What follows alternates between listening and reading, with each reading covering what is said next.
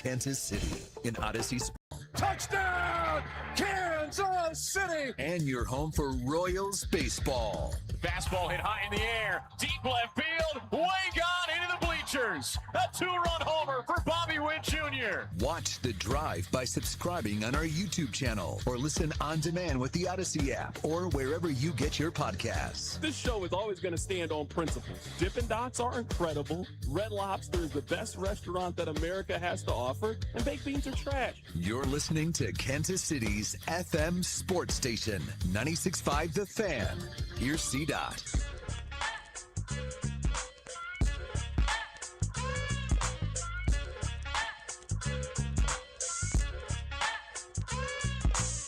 Let's do this. Another day, another dollar, another edition of The Drive. You were listening to The Drive on 96.5 The Fan, 96.5thefan.com, and also the Odyssey app. My name is Carrington Harrison. Excited to be here with you on this wonderful Wednesday. We are off a little bit early today because of the Kansas City Royals. Hopefully the weather cooperates so the Royals can resume their season after a day off yesterday, as they have 2 remaining games in this series against the Minnesota Twins. We got a lot to get into in today's show.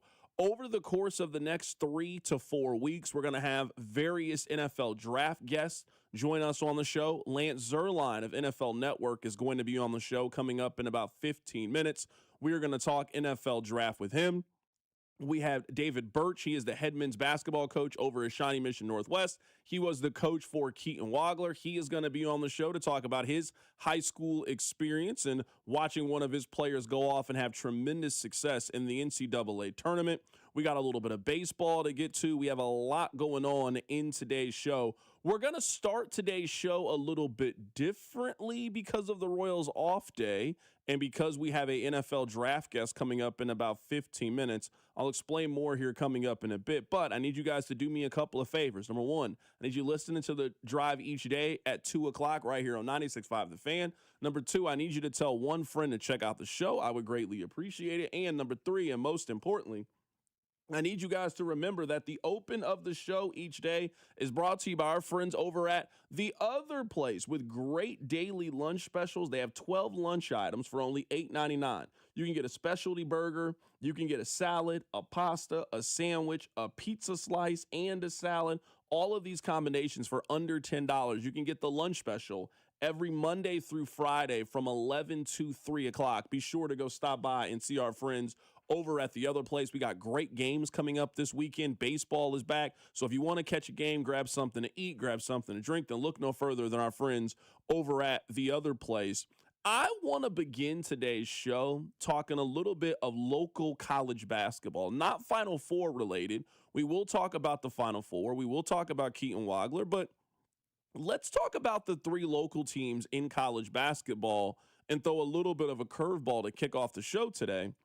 This is a very interesting crossroads, I would say, for all 3 of the local programs. As we are winding down the college basketball season, we are less than a week away from the transfer portal being opening, and we are going to get news about all 3 of these local schools. Why don't we start with Missouri? Because Missouri had a very interesting night. Did you know that Missouri had 2 players in last night's McDonald's All-American game? In fact, Missouri had the MVP of the McDonald's All-American game. The last time that the MVP of the McDonald's All-American game was at Missouri was in 2017 when Michael Porter committed to play basketball at Missouri. Now, hopefully, the Jason Crow Jr. experience goes a lot differently than what happened with Michael Porter, but I don't think we can really undersell how big this is for the Missouri basketball program going forward. I don't think it is the same level of hype or anticipation that Michael Porter had. I mean, the Michael Porter thing, I've been growing since he was an 8th grader. We're talking about a kid from Columbia, Missouri that went to a Columbia high school that is one of the best high school basketball players that the state of Missouri has ever seen. So the hype and anticipation was just always going to be different to secure that recruit.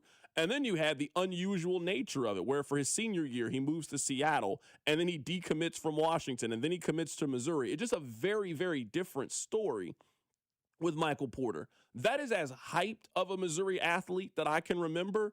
But this Jason Crow Jr. thing, it feels a lot like Luther Burden when he committed from East St. Louis. It feels a lot like DGB when he made the decision to attend Missouri from Glendale down in Springfield.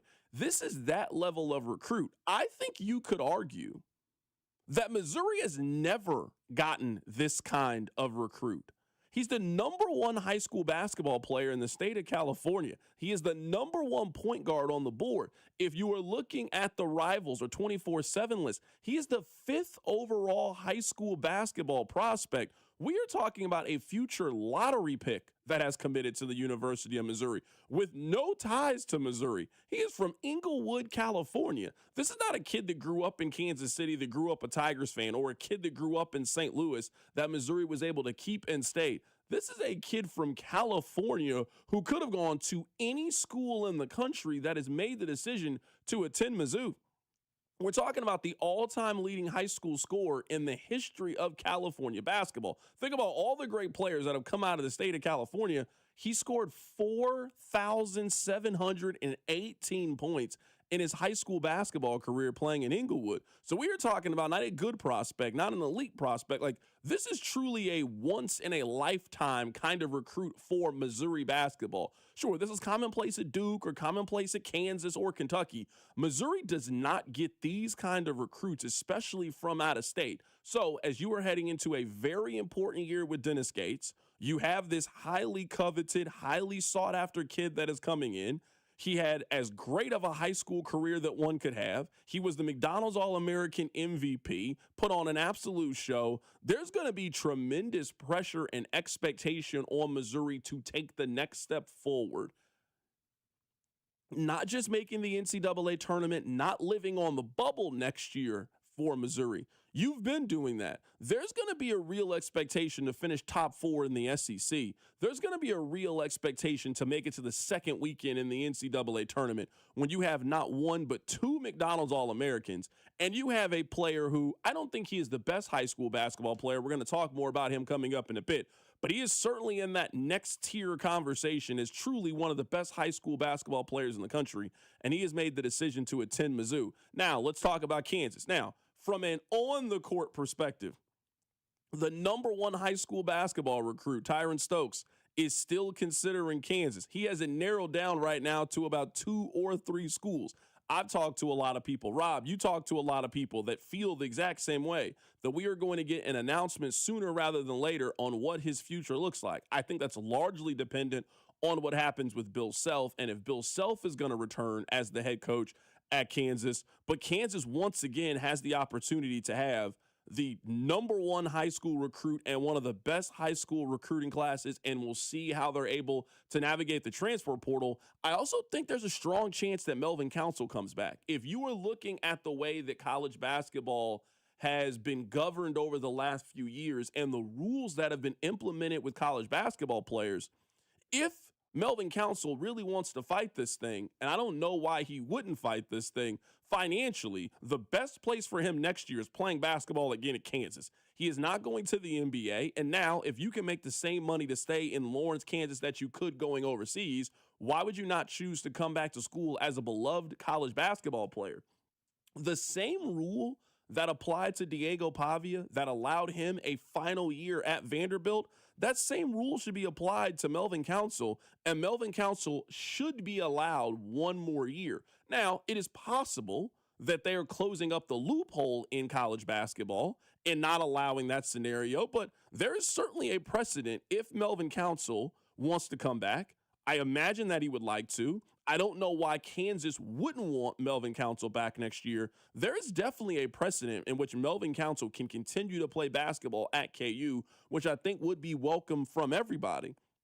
Kansas could have a very, very solid floor if everything works out. And it usually does work out for KU. If Melvin can come back, if Flory comes back next year, if Bryson Tiller comes back, you could add the number one high school recruit. You also got Taylon Kinney, another kid who was in the McDonald's All-American game. Like, Kansas is not going to lack for talent next year. They'll once again be in the conversation to win the Big 12. They're once again going into the college basketball season, preseason top 15. Like, it is another normal Kansas year in which they should be a very, very good team. I don't want to leave Kansas State out of this conversation, but they are just in a different place than where Missouri is and with where Kansas is. We're talking about a team that has a new coach heading into next season after a pretty disastrous end these last 24 months with Jerome Tang. You go get a new head coach. There's going to be a lot of turnover when it comes to the transfer portal. Like, we're talking about a completely new team for Kansas State, which is, I'm guessing, very welcome given how poorly last year went. Let's see what happens with P.J. Haggerty. If K-State comes up with the money to keep him in Manhattan, maybe they don't want P.J. Haggerty back. Maybe he decides to transfer. Wouldn't be shocking there. Maybe he makes a decision to go off to the NBA. I do think he's a guy that could be an NBA player. I don't think he's a starting caliber player in the league, but could he be a 7th, 8th guy, come in, get buckets kind of player? I absolutely think there is a role and a niche for him in the NBA because of his ability to score the basketball. We're talking about a program in Kansas State that has made the tournament one time since 2019. Now, they went on a run that one time they made the tournament, but this program, they need to take the step that Missouri has taken. Missouri was a bad program, kind of like where K-State is right now. They've certainly solidified themselves. They've raised the talent level with recruiting. They've risen the expectations, making the tournament in 3 of the last 4 years. And now Missouri fans are hungry for more and seeing if they can take that next step. That is where Kansas State needs to get to. It's not that hard in today's college basketball to turn things around. With the transfer portal, with NIL money, with a little vision, with a little creativity, and a little luck when it comes to recruiting, you can go from the outhouse to the penthouse quickly. Now, I'm not talking about competing at a national championship level, but it is absolutely realistic that Kansas State could make the NCAA tournament next year, depending on their coach and his ability to adjust to coaching at this level, depending on the NIL money, depending on how they do in the transfer portal and how they can get those pieces come together. If you can see Missouri turn things around after Konzo Martin and Kim Anderson and get to where they are, then Kansas State absolutely has the opportunity to turn things around, be a 20, 22-win team, and put themselves in the conversation, especially in the Big 12, where you're going to get so many opportunities for big wins. So all 3 local college basketball programs, we are heading into the Final Four. They're all 3 very interesting storylines as we are wrapping up the college basketball season and heading into transfer portal season. Missouri's also going to have to do some work. They're losing Mark Mitchell. They're losing Sean Phillips. They're going to have to get some size in the transfer portal. They're also going to have to find some scoring in the portal with no Mark Mitchell. They also lost Anthony Robinson. I think they're going to need to pick up another quality point guard as well. You look at Kansas, they're going to have to make some moves in the portal as well. I think a lot of that depends on what the decision is going to be for Bill Self, as he is still trying to figure out what his future looks like. And for K-State, I mean, it's all talent evaluation, it's all transfer portal, and what can your success rate be heading into next year? But there has never been a time in college basketball history where you can turn things around as quickly as Kansas State can if they can get some things right. Coming up on the other side, we're going to talk NFL draft. Lance Zierlein of NFL Network is going to be on the show. We'll get his thoughts on what the Chiefs should do with their 2 first-round picks. That's coming up. Keep it right here. It's The Drive. The Drive with Carrington Harrison on your home for K-State Athletics. 96.5, The Fan. Right now, new FanDuel customers can get up to $300 back in bonus bets every day for 10 days. Here's how it's going to work. Place any bet with FanDuel using the Bet Reset token, and if it doesn't win, they'll get up to $300 back in bonus bets every single day for 10 straight days. So whether you're into basketball, baseball, hockey, or something else, you can use your Bet Reset token to place any bet on your sport, and if it doesn't win, you'll get up to $300 back in bonus bets every single day for 10 straight days. So visit FanDuel.com/local to get signed up today. That's FanDuel.com/local. FanDuel, play your game. FanDuel Sportsbook is the official sportsbook of 96.5 The Fan. 21 and present in Missouri. Bonus bets are non-withdrawable and expire 7 days after receipt. Tokens are received in increments of 1 per day. Restrictions apply. See terms at sportsbook.fanduel.com. Gambling problem? Call 1-800-GAMBLER.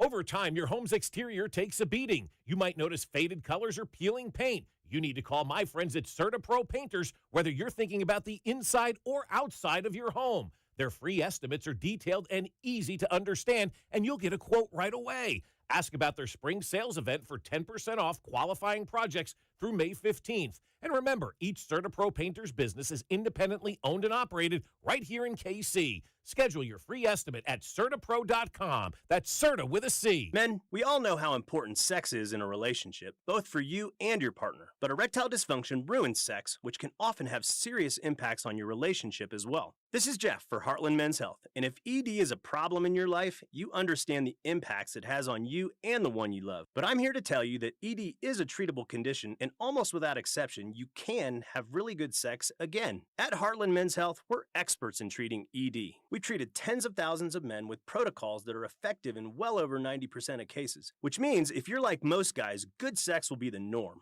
You could even last up to an hour or more and bring a level of intimacy for you and your partner that might just astound you both. It's time to have really good sex again, so call us. Just $99 gets you blood work, a medical consult, and if medically advised, a test dose. And if that test dose doesn't work in the office, your visit is free. Call 844-447-6600 or go to heartlandmenshealth.com. We have 3 offices: Overland Park, Independence, and North Kansas City. Easter's here, and this Easter Sunday, we're going out for brunch, and we're doing that at Hy-Vee. We're skipping the hassle of reservations for an overpriced restaurant brunch, and we're going to the family-friendly buffet brunch at Hy-Vee. $19.99 for adults, $6.99 for kids 6 to 12, and kids 5 and under eat free. And they've got all-you-can-eat favorites like scrambled eggs, biscuits and gravy, sausage, bacon, hash browns, fresh fruit, and so much more. No reservation required. We'll see you from 8 to 1 this Easter at Hy-Vee Market Grill. Hop into Hy-Vee for all your Easter needs, like baskets, candy, chocolate bunnies, and more. Treat your family to Easter brunch at the Market Grill. Just $19.99 for adults, $6.99 for children 12 and under, and kids 5 and under eat free. Staying home? Make Easter easy with Hy-Vee's pre-made meals. Choose from your favorites, like honey glazed ham, green bean casserole, and au gratin potatoes. Just heat and eat. Make this your most excellent Easter ever, only at Hy-Vee. The problem with radio is we can't show you our new box packed with a KFC snacker, 5 nuggets, fries, and a drink for just $7. So you'll just have to trust us when we say the crispy golden fried breading will make your mouth water.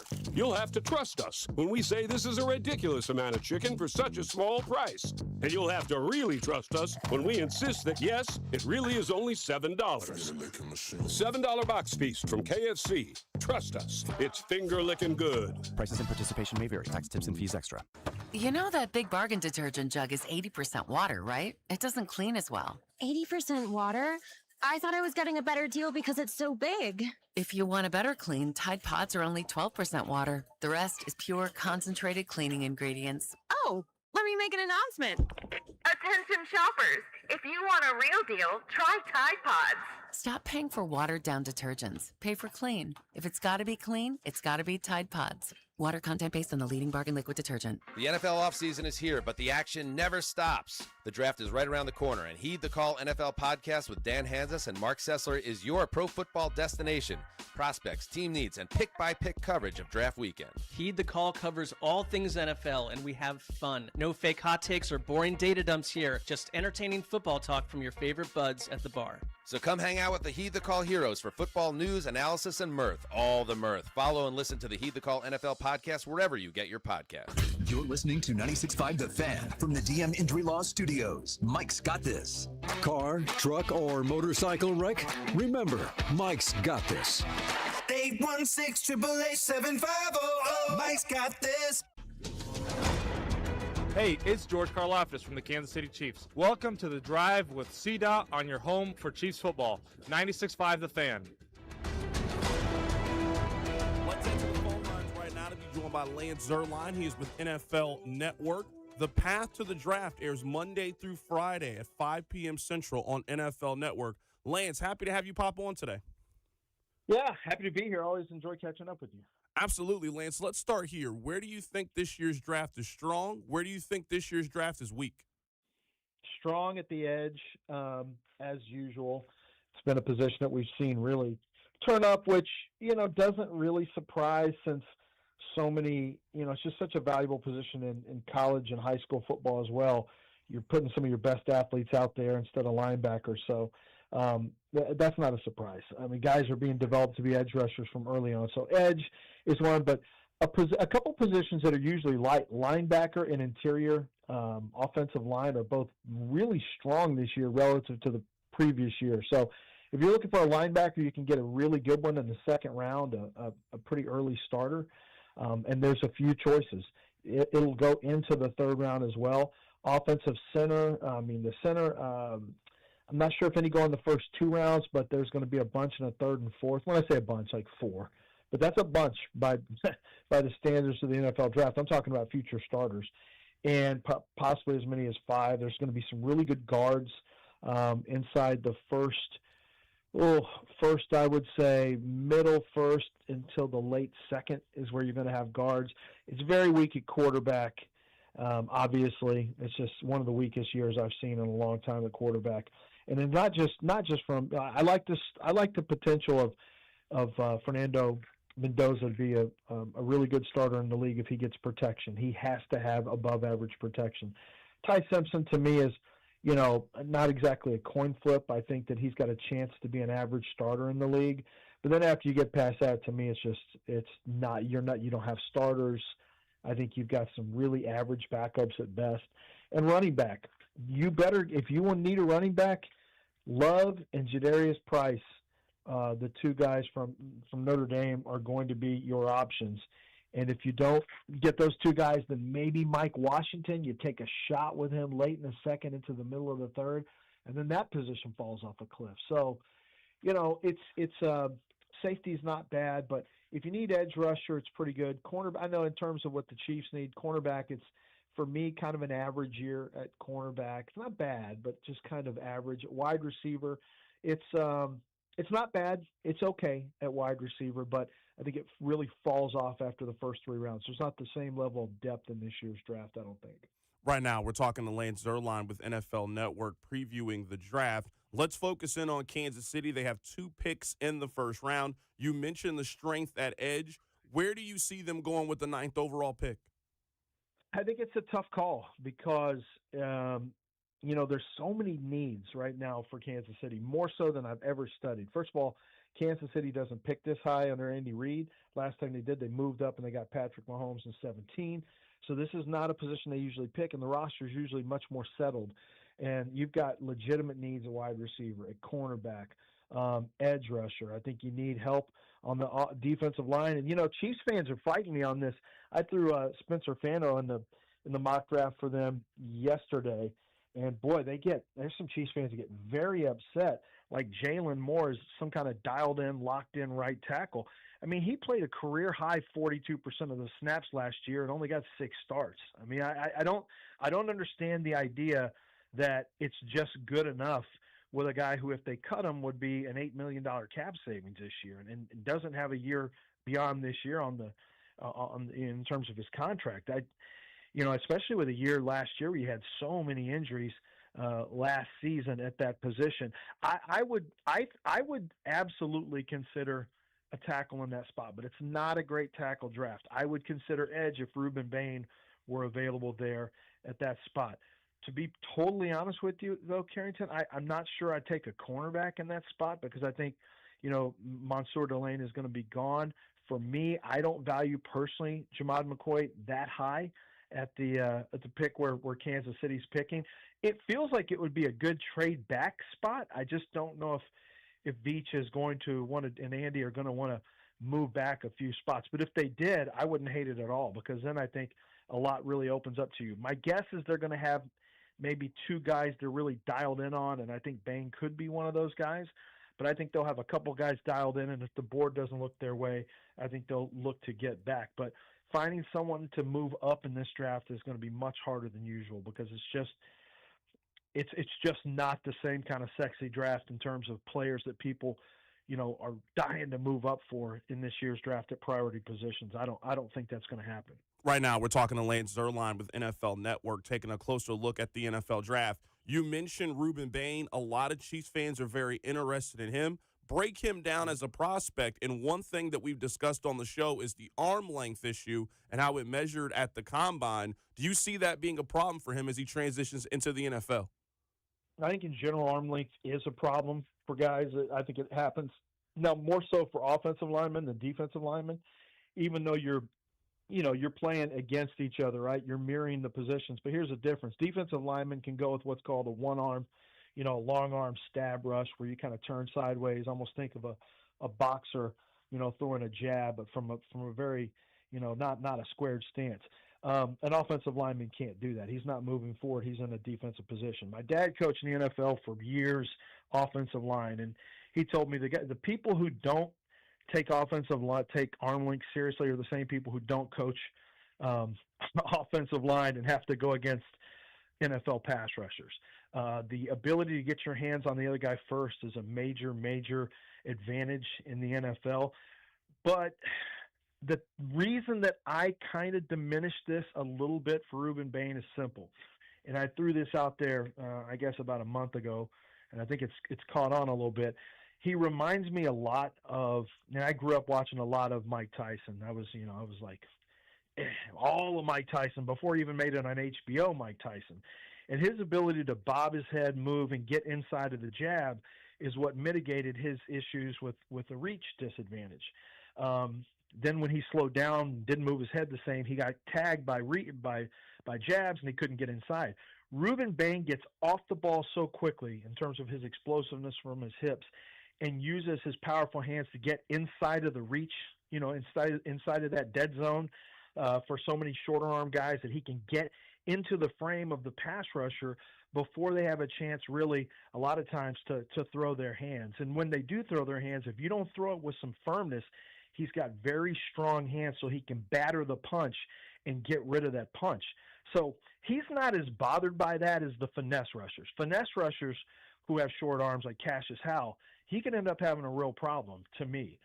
When you have a power rusher like Bain, I think it's going to be less of a problem. Now, I will say, if I'm going to break him down, he doesn't have tremendous speed up and around the edge. Yes, he's a great bender, and all the the internet's just gone crazy because he's flexible, and that's great. But you have to have a certain level of upfield takeoff to get to the junction point first, so that bend and leverage around the top makes more difference. If not, then you got to have those big, strong hands, and have good hand usage so that you can get over the top of the pass rush there at the corner with skill rather than just force. But the reason I like Rueben Bain is that powerful rushers, guys who rely on power, typically translate more consistently than finesse, edge, speed rushers. It's just, power is hard to counter. It's more hard to counter power than speed. Speed can be countered a little easier. You can counter speed with a better athlete. But a guy who's strong and powerful, if they tweak something here, tweak something there, they can have I think they can have more consistent success. I'll just say this, though. I'm not sure that he's ever going to be this high-end sack number guy. I think what he's going to be is a consistent force, and I think defensively against the run, he's also going to be a plus defender. But I don't envision him, Carrington, as being somebody who's going to be at 15, 16, 17 sacks. I don't really think that's who he is as a rusher. Right now, we're talking to Lance Zierlein with NFL Network, taking a closer look at the NFL Draft. Catch the path to the draft Monday through Friday at 5 o'clock Central on NFL Network. I think most Chiefs fans are looking at edge rusher. We've discussed that, and also wide receiver. I think this team is desperately in need of wide receiver number one, and with the uncertainty around Rashee Rice, it makes a lot of sense to go in that direction. How would you kind of handicap that wide receiver class, the one near the top, and could you see them going wide receiver at number 9? Possibly. It really depends on how they see. I think what they need is a ball-winning X. I think they need a bigger wide receiver. You've got some speed, obviously. Rashee is his own player, and you got to figure out what you're doing with him. But you need a primary ball winner. So I don't know that I love the idea of Mekhi Lemon in that spot. I think Mekhi is a really good player. Carnell Tate, I would love it for the Chiefs, but I don't think Carnell Tate's going to be on the board. Jordan Tyson, not sure if the Chiefs would draft him. The problem with Jordan Tyson is he's had a lingering hamstring issues, and he's not even going to be able to run. They're going to shut him down. They're not even going to run him. They don't want to risk having him not ready for camp. So his agents have made a calculated decision not to even run him. I think he would have run in probably the low 4-5 range, which is fine. It's not a problem. I still think he'll go in the first. I don't think he'll go at a spot as early as where the Chiefs are drafting. Mekhi Lemon is a possibility. But in my mock draft, I gave him Denzel Boston with that second pick of the first round because I think he really would be a good fit for, he gives the Chiefs a big ball-winning target, someone who I think Mahomes can really gravitate towards. You've had that with Kelsey for years and years, because I don't think it has to be a wide receiver. With Tony Gonzalez, you saw this back in the day, with Antonio Gates with the Chargers. I think with Trey McBride right now with the Cardinals, I think certain tight ends can be just primary wide receivers. We've seen it historically. But you do need somebody with some size, I think, for Mahomes, besides just protecting him. You need someone for him to throw to that, has a little bit of a catch radius and can go win the contested catch, and that's Denzel Boston from Washington. So I think he could be in play at the back end of the first. Right now, we're breaking down the draft with Lance Zierlein of NFL Network. I want to go back to something you said about right tackle. Now, I think this would be very unpopular in Kansas City, but you could definitely sell me on the logic of why they should go right tackle. I want you to present the argument as the draft guy. Why would them getting Spencer Fano, for example, at number 9 be the best option for Kansas City? Well, and I can argue either way for you. I mean, that's the nature of being able to debate. But I would say my advantage here, number one, his arm length. It was kind of fishy at the combine. I'd heard some comments that maybe the measurements were a little bit off. This is coming from an NFL team source. So I was interested to see what would happen at the pro day, and Fano's arms made it to almost a 33-inch length, which it's still lower than you want, but it's on the borderline at least, so you can, for consideration. Fano has terrific footwork. He's a good athlete. He can open up the running game because he can allow you to break runs into the second level. He's just very good on the move. You can pull him. You can get him in space as a zone blocker. He's got that ability. He's got basketball athleticism with his feet, slides, able to redirect against inside moves, good at mirroring and staying in front of people. I do think he needs to get a little bit stronger. He's not the most broad-bodied offensive tackle out there. I do like the fact that he's got second position flexibility. Now, you wouldn't see that based on how he took snaps in college, but he has been taking some snaps at center. They had him take snaps at center and at the combine, and he is someone that NFL people believe can play guard because he can bend in the hips enough and has the ability from a movement standpoint to do that. So, I always like players just in case who have some flexibility in terms of movement. But I would tell Chiefs fans this. My number one argument would be it is very difficult historically to find good tackles outside of the first 40 picks. Good tackles go, and even average tackles go earlier than they are supposed to. So if you wait on a tackle, if you think, well, we'll just kick the can down the road until next year at tackle. Well, Moore's going to be out of the building. Do you have a right tackle? No. You're at 0 tackles at that position. So now you're more desperate from a draft standpoint. Now, are you going to spend a bunch of money in free agency on a tackle? Because I can tell you this, good tackles don't usually hit the free agency market because they're hard to find. Supply side is low.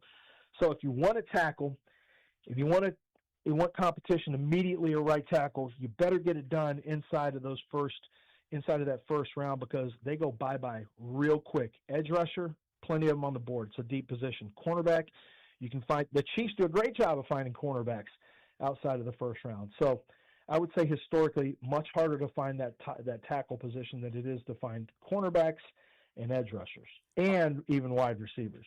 All right, I'll get you out of here with this last question. This might be the first time I've ever asked a 4-part question before, but I think it's going to make sense. So for number 9, do you think it's more likely that they move up or move back from the 9th overall pick? With the 29th overall pick that the Chiefs have, do you think it's more likely that they move up or move back with their 2 first-round picks? Well, based on the way the board is stacked and the way that Andy looks at guys like D, you look at D Ford and the way that he used to rush. You look at Karlaftis. They got a certain type of style of rusher they like, and Bain fits that style. So I would say up. I would say move up for the Chiefs at the first pick, and I would say move back from the second pick if I had to. Yeah, I would say probably more likely to move up because I think there will be a desire to get a certain player more so than there will be a desire for another team to come up and get the 9th pick based on how I think the board's going to look. And that makes a lot of sense. Where do you think Kansas City really starts to attack cornerback depth? Because they don't have a lot right now. Yeah, I tell you, I think that I'm looking at my board of corners right now. I'm not in love with this class. I love Mansour Delane. I mean, I would love him for the Chiefs, but I don't think they'd go with Delane. I'm not sure they would trade up. Although I'm not sure why not. I mean, he's the kind of guy you can lock in on, in the first round, and I think he's a true island quarterback. I would say probably you'd have to start looking in the second round. There is a pretty good option. There's pretty good options in terms of outside corners there. Chris Johnson can do it. Brandon Cisse from South Carolina. It really, though, it's a little bit of an unusual draft. Malik Muhammad is a little bit smaller for the outside, but he can play outside.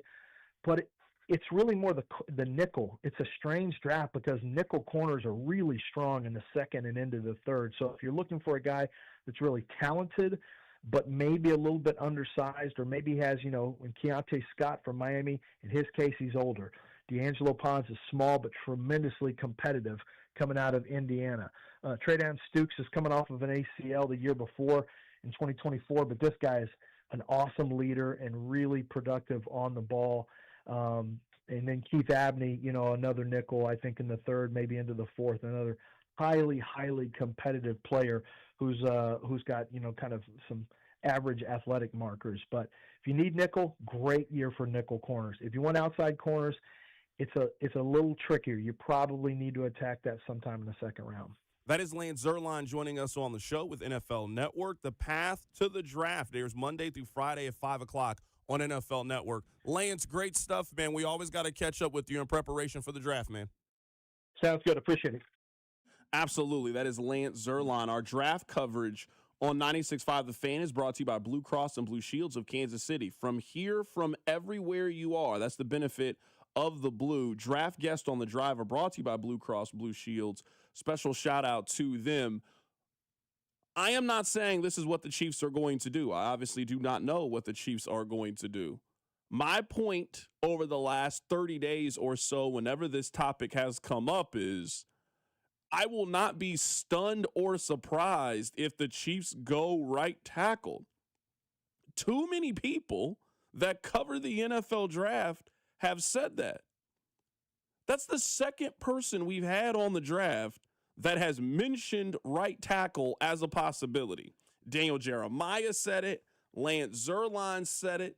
I was reading an article earlier today. Bruce Feldman, who covers college football as well as anybody else. So you're talking to NFL sources. You're talking to people. He did his mock draft today. He also had Spencer Fano going to the Kansas City Chiefs with the 9th overall pick. I know that it would be a very unpopular decision. I am just saying that Monday, when we are all wrapped up from the NFL draft, that Friday when we're all reacting to how the Chiefs handled the first round, you cannot say if they take a right tackle with the 9th overall pick that you're absolutely stunned. I feel like the breadcrumbs have been dropped this entire time that is a possibility. We are getting a lot of voices who I trust on the draft, and we will try to continue to get draft voice on the show, say a lot of the same things. Jalen Moore ain't it. And I'm someone that doesn't want right tackle, especially at 9, but the more and more people that tell me about Jalen Moore, how he's not a full-time starter and they have questions, the more and more I start to understand, hey, right tackle is the move. Now, I still hope that's not the move for a multitude of reasons, but if Jalen Moore ain't it, it does make sense why the Chiefs could be targeting right tackle. All right, coming up on the other side, there's a couple of things that I want to play for you guys. I also have a question. Now that we presume he is done with the University of Kansas, do you guys care what happens with Darren Peterson? We'll talk more about that coming up on the other side. And also, Ian Eagle talks about his legendary call of the shot between UConn and Duke. We'll do that next. Keep it right here. It's The Drive. You're listening to The Drive with Carrington Harrison. I mean, come on, guys. What are we doing here? On your home for Chiefs football, 96.5 The Fan. I stopped smoking with Mark Patrick's hypnosis when nothing else worked. 1 year later, my wife Michelle and I attended the Mark Patrick Weight Loss Hypnosis Seminar. In 2 months, lost 43 pounds, and she lost 18 pounds. And we feel great. Join Mark Patrick Hypnosis and lose the weight or stop smoking. Only $59.99 guaranteed or your money back. Hypnosis, Wednesday, April 1st at the Wingate by Wyndham, Kansas City. Formerly Sure Stay Plus by Best Western in Kansas City. Lose weight hypnosis, 5:30 p.m. Stop smoking hypnosis, 8 p.m. Sign up at markpatrickseminars.com. Liberty Mutual customize this song for you. Like your car insurance, it's custom too, yeah. Liberty Mutual's got the coverage that could save you money. Thanks to Doug and Limu, well now you can go and take that cruise. Liberty, liberty, liberty, liberty, yeah. Look, we all have those moments where we have to say no. No to a round of golf, no to a long walk, or even just no to getting out of the chair because your knees or your back aren't cooperating. But as we head into vacation season, think about the people waiting for you to say yes. Your family, your friends, they want the real you back, the one who isn't sidelined by chronic pain. I want to help you turn that corner. At QC Kinetics, they specialize in regenerative treatments that get you back in the game without surgery or without endless recovery months. Be honest with yourself for a second. Does joint pain keep you up at night? Are you at the end of your rope leaning on daily meds just to get through a shift at work? If you're nodding your head, you're exactly who QC Kinetics helps every single day. The best part, it's done right in their office with no downtime. So call them today for that free consultation. 816-412-6299. That's 816-412-6299. They're located off 435 in State Line or in Gladstone. 816-412-6299. This is the story of the one. As a maintenance tech at a university, he knows ordering from multiple suppliers takes time away from keeping their arena up and running. That's why he counts on Grainger to get everything he needs, from lighting and HVAC parts to plumbing supplies, all in one place. And with fast, dependable delivery, he's stocked and ready for the next tip-off. Call 1-800-GRAINGER, click Grainger.com, or just stop by. Grainger, for the ones who get it done. This is the story of the one. As a procurement manager for a hospital system, she keeps every facility in her network stocked and ready. That's why she counts on Grainger to be her single source for thousands of products, from disinfectants to lighting, air filters, and more. And with fast, dependable delivery, Grainger helps her keep every facility stocked, safe, and running smoothly. Call 1-800-GRAINGER, click Grainger.com, or just stop by. Grainger, for the ones who get it done. I built this business the old-fashioned way. Hard work and a whole lot of spreadsheets. Yeah, about that, I upgraded us to Odoo. Odoo puts everything we need, sales, inventory, accounting, on one connected platform. No more juggling systems, no more headaches. So it all works together? Exactly. Odoo is the all-in-one business software that makes running and passing on a business easier than ever. Take your business into the next generation. Try Odoo free at odoo.com. That's ODOO.com. Attention, have you racked up $10,000 or more in credit card debt? Are you barely getting by making minimum payments? With credit card debt reaching all-time highs, National Debt Relief is notifying consumers about significant debt relief options currently being made available to help those with overwhelming credit card debt. These options may reduce a large portion of credit card debt for those who qualify. You don't need to declare bankruptcy or take out a consolidation loan, and you may only have to pay back a fraction of what you owe, even if you have bad credit. National Debt Relief has already reduced the credit card debt for more than 550,000 consumers, so don't wait. If you owe $10,000, $20,000, or even $100,000 in credit card debt, you can now take advantage of this financial debt relief as the cost of living continues to skyrocket. To check what debt reduction you may qualify for, call 800-358-6868. That's 800-358-6868. Again, 800-358-6868. This afternoon, expect showers and thunderstorms with a high of 62. Weather brought to you by Duke's Mayo. Welcome to Duke's Mayo Country, where the mayo is so smooth and creamy, it makes every bite better. Duke's Mayo. Look for the yellow lid. You're listening to The Drive with Carrington Harrison on 96.5 The Fan and the Odyssey app. Coming up at the top of the hour, David Birch is going to join us on the show. He is the head basketball coach for the boys over at Shawnee Mission Northwest. He was Keaton Wagler's high school basketball coach. We'll have him on at 3 o'clock to talk about Keaton and the incredible freshman season that he is currently having. Hopefully, he can advance and potentially win a national championship for the Fighting Illini. We'll catch up with David Birch here coming up in about 15 minutes. We'll get back to the NFL draft at some point. We were talking about this with our guest, Lance Zerline. I think I've been very clear on what I want the Chiefs to do. I actually think this might be the first offseason in a while in which everybody is on the same page. I guess other than Rob. I love the move to go get Kenneth Walker. I like how they've played free agency. I don't have a problem with you trading Trent McDuffie when you look at what you got back in return. I don't really have much counter to what the Chiefs have done so far this offseason, but I've been doing this long enough to know eventually we, or maybe more specifically I, am going to disagree with something that the Chiefs do. So I want them to go pass rusher or wide receiver with the 9th overall pick. I just would not be stunned if they go right tackle. I do think the Chiefs have been very clear in which they're going to spend their resources on the offensive or defensive line. If Bain's not there, if Bailey's not there, and they don't see the value, I could just see them going to lock up in a long-term vision in which they have their left tackle for the future, their center for the future, their right guard for the future, and their right tackle for the future. I could just see them going with that plan. We'll talk about the draft a little bit later. A couple of pieces of audio that I want to play for you guys here. Let's start with this. Now, I don't have the answer to this question. 913-586-7965. And I understand the unique situation that we are talking about really on both sides. But if Darren Peterson went to K-State fans, I think, would still follow Darren Peterson and want Darren Peterson to do really well because it reflects back on Kansas State basketball. If Darren Peterson went to Missouri, I think people would still really want to see Darren Peterson have success. You want to know how I know that? Because people feel that way about Michael Porter now and his journey from Denver to Brooklyn. Missouri people like Michael Porter. I am genuinely interested.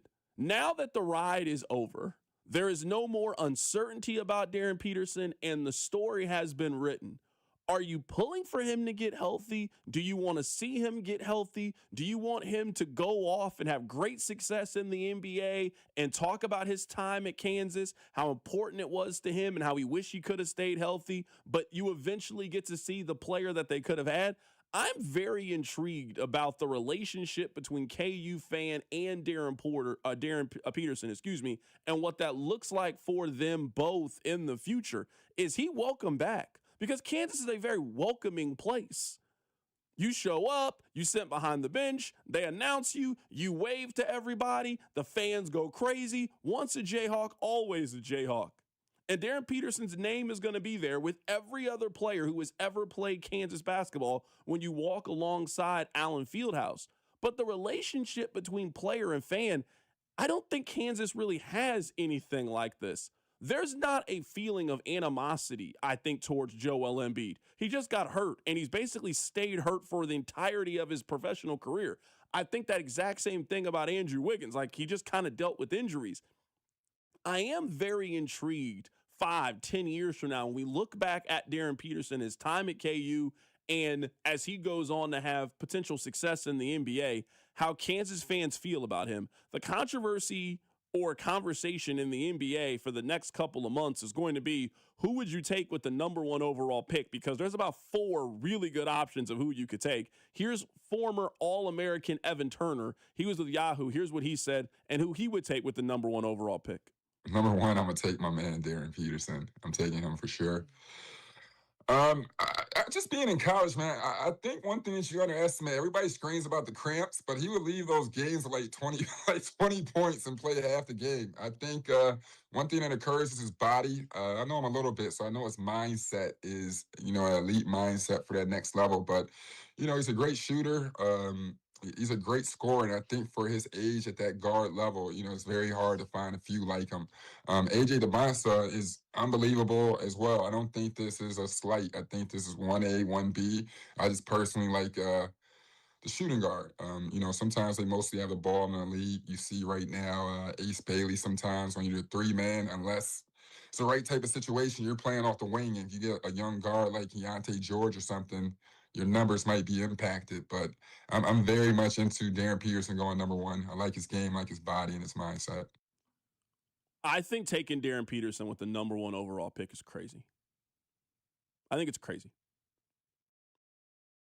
Given the injury history, given the personality, I don't think you can take Darren Peterson with the number 1 overall pick.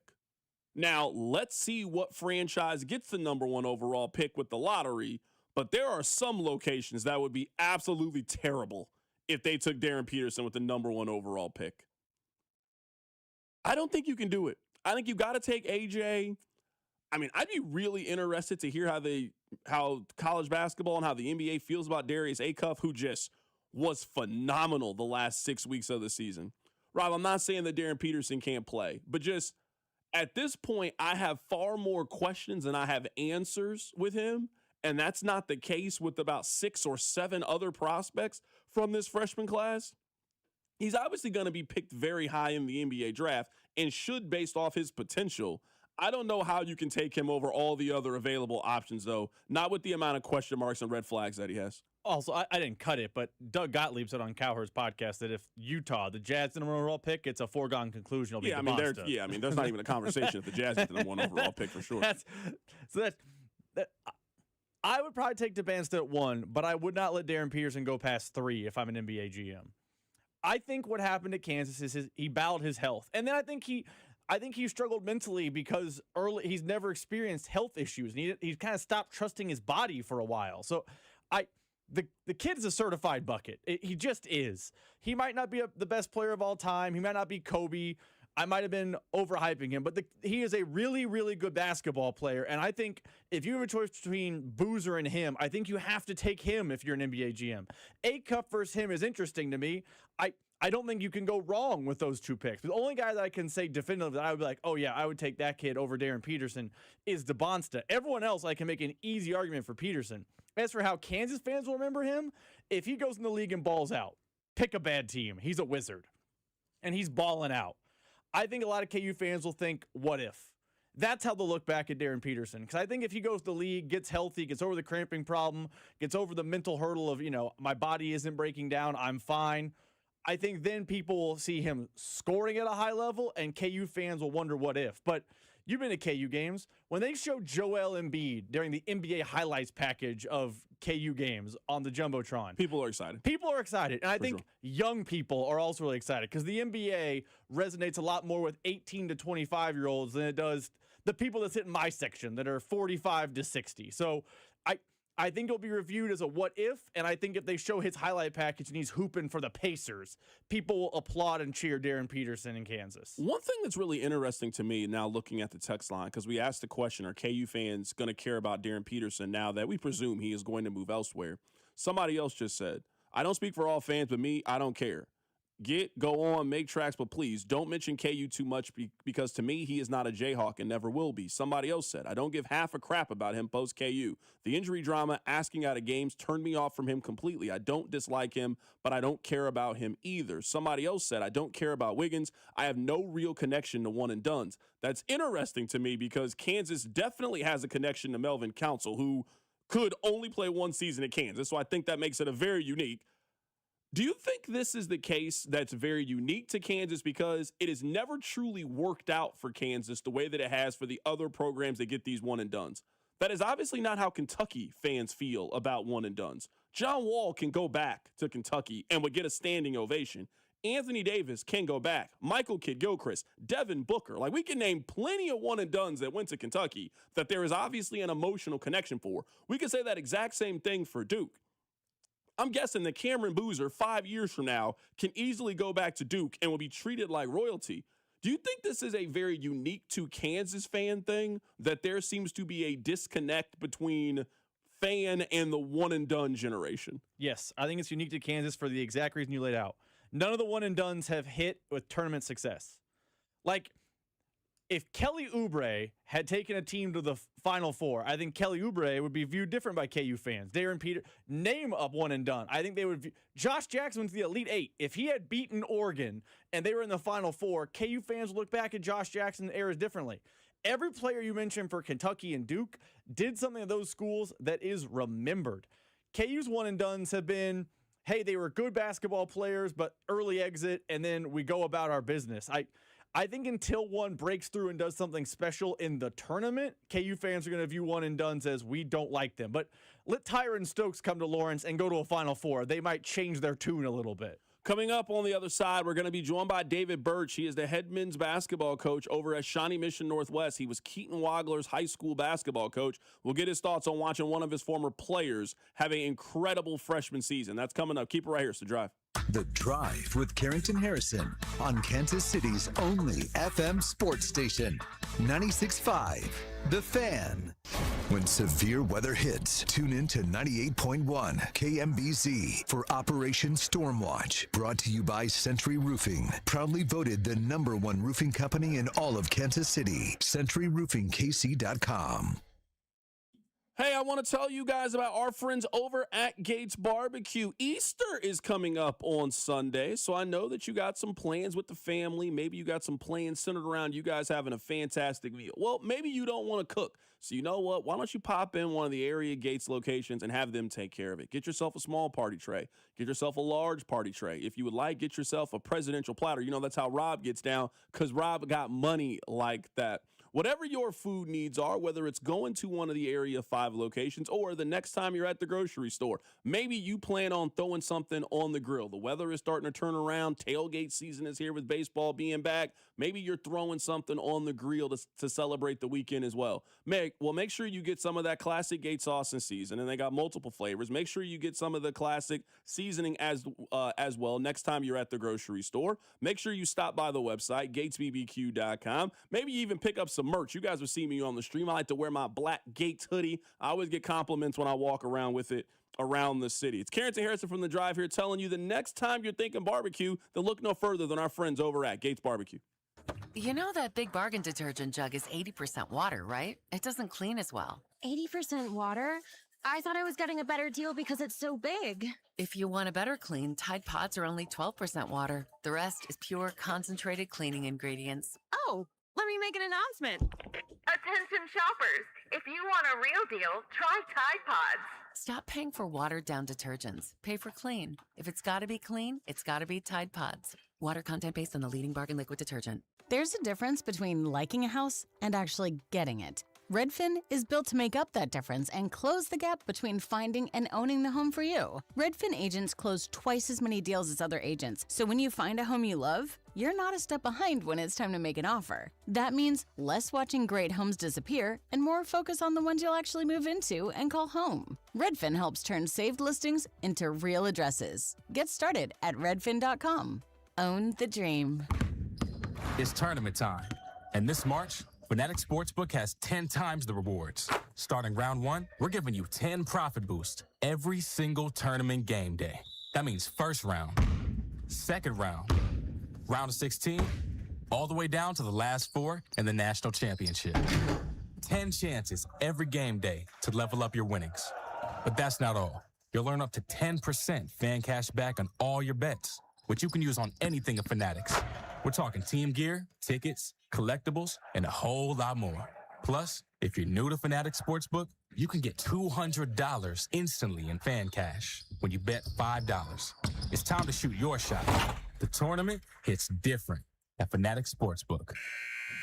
Must be 21 plus. Gambling problem? Call 1-800-GAMBLER or 1-800-MY-RESET. CT call 888-789-7777. MA call 800-327-5050. NY call 877-8-HOPE-NY. MD visit mdgamblinghelp.org. Offer not available in all states. Terms apply. See Fanatic Sportsbook app. Furnished by IntelliBrands. Whether because of discomfort, lack of mobility, your lifestyle, or occupation, you sit inactively way too many hours a day. Get an Ellipse, the premium quality automatic seated exerciser that strengthens legs, increases mobility, and boosts circulation without physical strain or impact. Improve improve your flexibility and balance, strengthen and tone your legs. My joints feel better, my knees feel better, my back feels better, and it makes me feel stronger too. My circulation is moving. I'm burning calories, and it makes me feel energetic. It's so quiet that none of my coworkers even know I'm using it. Call now and order Ellipse, the seated exerciser that strengthens legs, increases mobility, and boosts circulation. And for a limited time, get a free upgrade to our deluxe bundle with a faster motor, sport mat, and wireless remote. Call 800-555-1212. That's 800-555-1212. 800-555-1212 now. These statements and products have not been evaluated by the Food and Drug Administration. These products are not intended to diagnose, treat, cure, or prevent any disease or condition. Royals coverage on The Fan, sponsored by Salvation Army Kick Hunger Civic Lunch on May 7th. Get ready to kick off a summer of soccer in Kansas City while fighting hunger. Join the Salvation Army for the Kick Hunger Civic Lunch 2026 May 7th.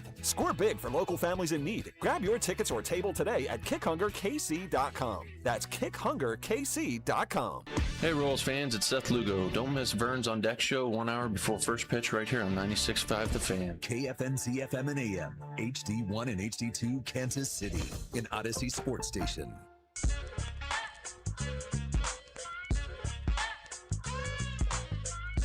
We are happy right now to be joined by David Birch. He is the head men's basketball coach at Shawnee Mission Northwest. He was the high school coach for Keaton Wagler, the star point guard for the Illinois Fighting Illini. They get ready for the Final Four this weekend against UConn. Coach, happy to have you on the show today. Yeah, thank you for having me. Let's just start here. What is it like to see one of your former players having so much success in the NCAA tournament?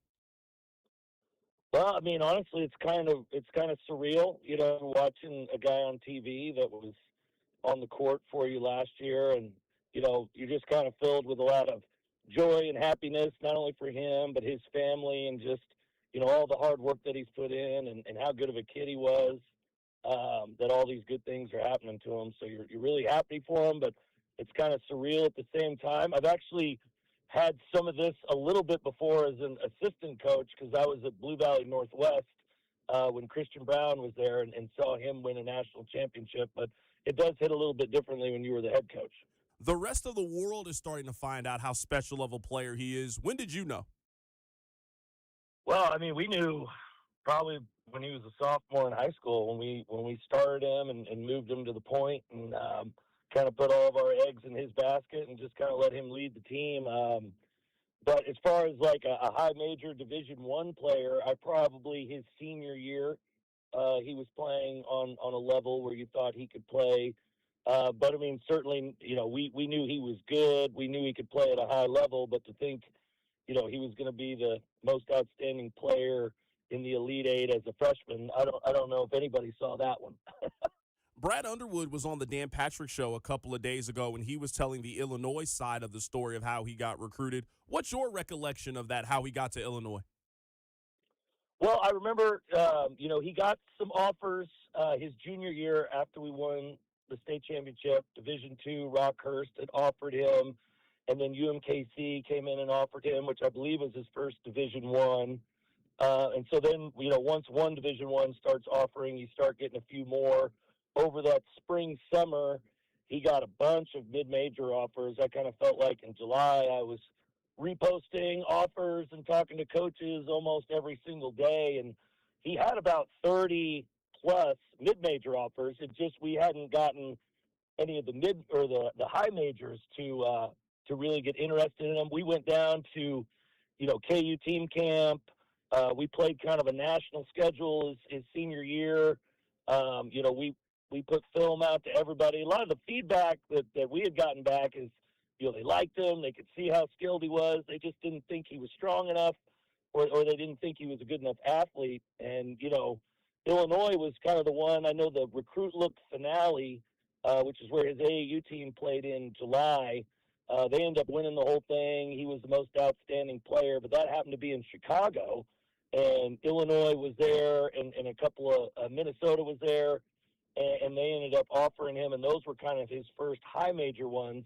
But even after he got those two, that was kind of late, I mean, I guess, in the game, because that would have been around August of his going into his senior year. And really, for a lot of high major kids, that's probably a little bit more on the later side. But he was kind of a late bloomer in terms of his height. He started out, he was playing varsity for us as a freshman at about 5'8", 135 pounds, and then by the time he was a senior, he was all of 6'6", and you might even call him about 6'6.5" now. And then when you were a guard with all those skills, and then you grew, that's when a lot of people got interested. And I remember, Ben McCollum, who's at Iowa, offered him when he was at Drake, and I kind of feel like when Ben McCollum's really interested in you, a lot of coaches start looking a little bit harder because they know how good Ben is at identifying, those kids maybe that were a little bit under the radar.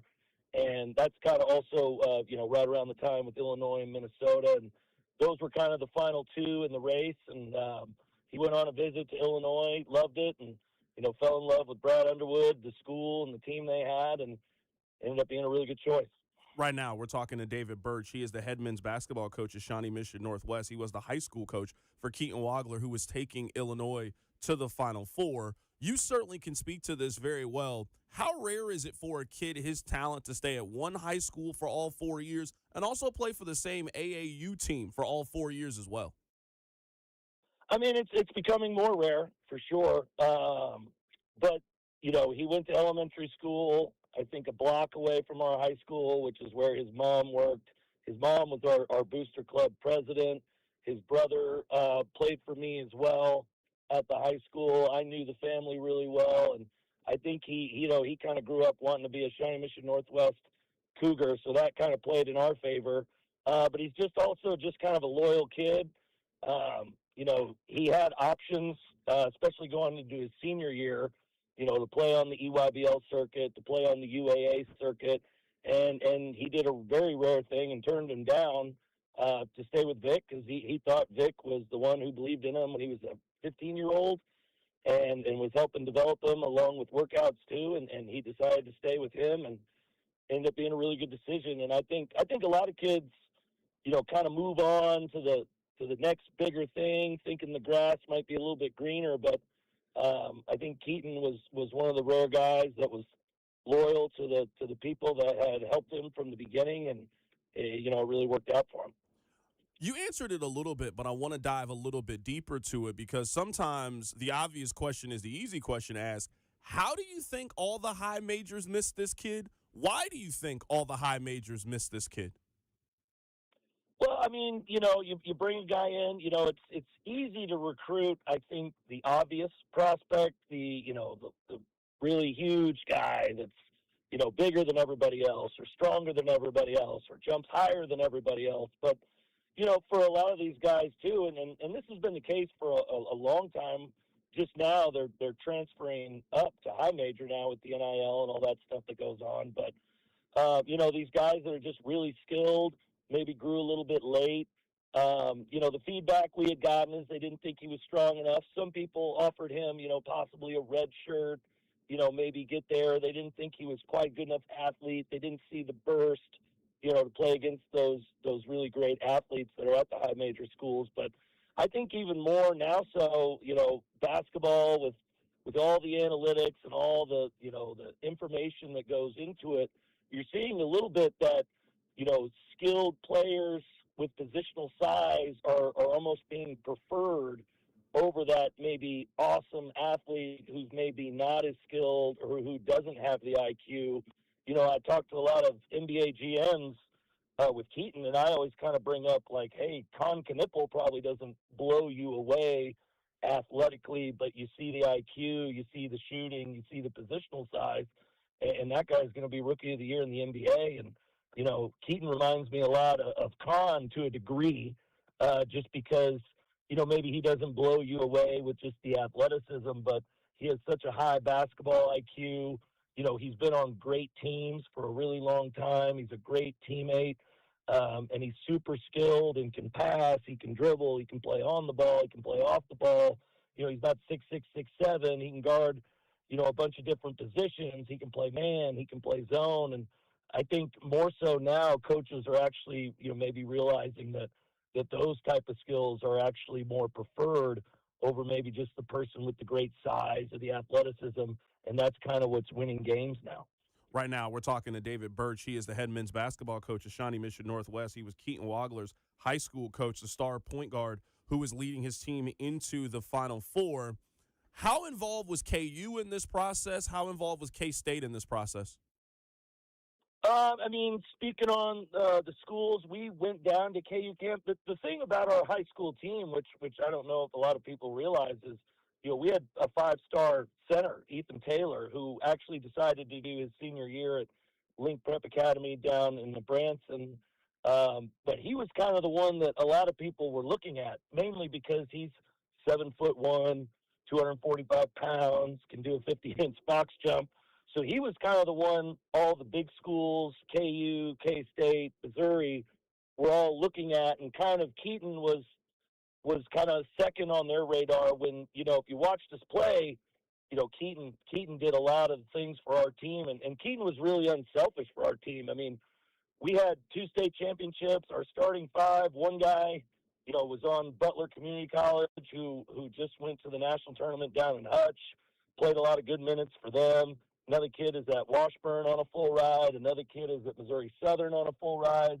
And then you had Ethan, who I think ESPN has is like the number 30-some player in the country. And then we had Keaton, too. So, it may have been hard to see because he was playing with such great players, and he's such an unselfish kid that, he didn't try and shoot every shot. He was very, passed it to his teammates, rebounded the ball, always invested in winning. If we would be up in the fourth quarter, he wanted those younger guys to get in and get a varsity basket. He wasn't worried about his personal statistics. And, having a guy like that on the team just really helps your team all the way around. I mean, we had went down to KU camp, and I talked to the coaches a lot about him and about Ethan. And, they really liked Ethan, but they thought Keaton was maybe a mid-major guy. And, I'm always the type of coach that you go where you want it, and Illinois was the one that wanted him. And I kind of feel like when you make decisions like that, it works out for you, and it's really worked out for him.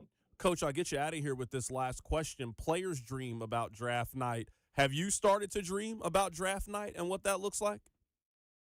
I mean, I'm really happy for him. I don't know if I dream for myself. I just, I want the kids to experience that, especially kids that put in all this hard work and we're unselfish and we're great teammates at every single level and we're humble kids, so I'm more dreaming through him.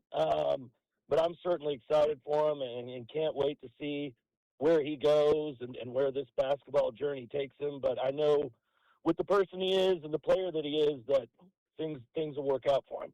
That is David Birch joining us on the show. He's the head basketball coach over at Shawnee Mission Northwest. He was the high school coach for Keaton Wagler, who has led his team to the Final Four. Their player, UConn. He was that regional's most outstanding player. David, I know you got to be tremendously proud of Keaton's success, man. Really looking forward to a great Final Four. It's not just one game. We got 2 fantastic games coming up on Saturday. Absolutely. I'm excited. I'm actually flying to Indianapolis tonight. I'm going to go to the game on Saturday, and, hopefully we're going to be there for 2. We went down as a staff in November and watched them practice. And I remember watching them then. I said I thought this team was going to be really good. You got a lot of guys that can shoot, pass, dribble, a lot of size. I think Brad Underwood's a great coach. I think Tyler Underwood with the offense and everything that they've been doing is really fun to watch, and we're hoping he's going to go get 2 and be a state champion and national champion back-to-back. That is David Birch joining us on the show. Thanks, Coach. Yeah, thank you. Absolutely. Looking forward to a great weekend in college basketball. We should get a great national championship either way. I don't know if you can really go wrong with any combination of these 4 teams that we could potentially end up with. We got a little bit of breaking news. The Drive. First to breaking news in Kansas City.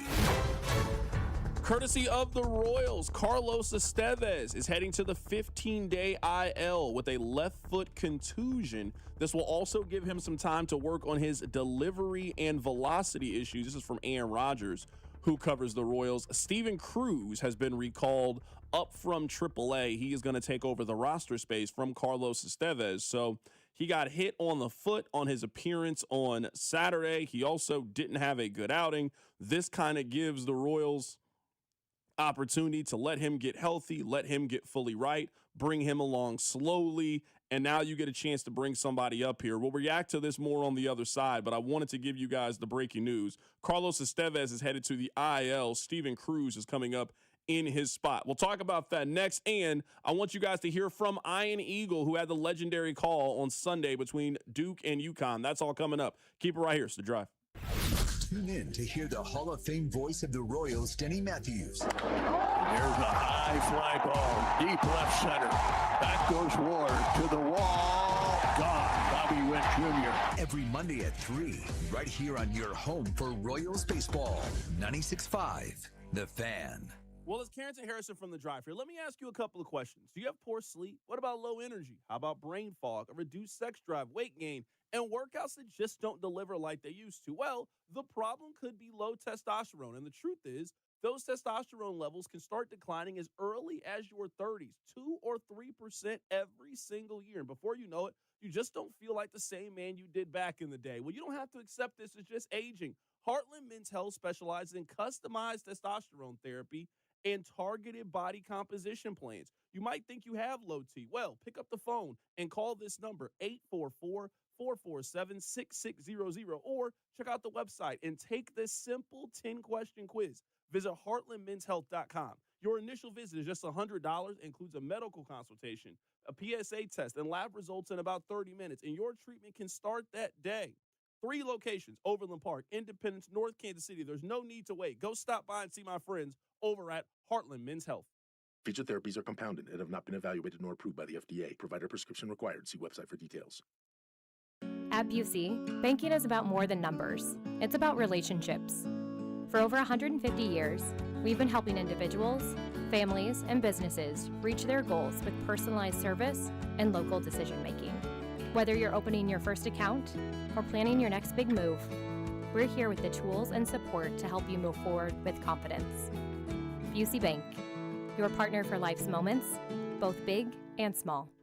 Member FDIC. Some things just go together, like peanut butter and jelly, or a Casey's spicy chicken sandwich and a 49-cent medium fountain drink, or a Casey's breakfast sandwich and a 49-cent fountain drink, or even Casey's limited-time hot ham and Swiss sliders and a 49-cent fountain drink. You get the idea. It's not crazy. It's Casey's. See store for details. Spring is here, and as the weather heats up, the sports action heats up at Circa Sports. From baseball to basketball to hockey, Circa Sports has it all. Circa Sports isn't just sports betting, it's sports betting the way it should be. High betting limits, player-friendly pricing, and exceptional customer service. Whether you're looking for playoff futures or props on your favorite players and more, Circa Sports has you covered. And don't miss out on the special Royals props for every game. Download Circa Sports app or visit circasports.com today. Must be 21 or older. Gambling problem? Call 1-800-GAMBLER.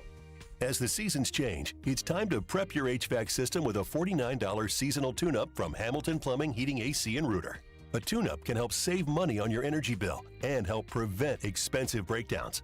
As your local home service experts, everything we do is backed by our exceptional service guarantee. Over 40 years experience and more than 8,000 five-star reviews adds up to dependable service from neighbors you trust. Visit callhamilton.com/radio for details, terms, and conditions. How do airplanes fly? What's in this box? What does this thing do?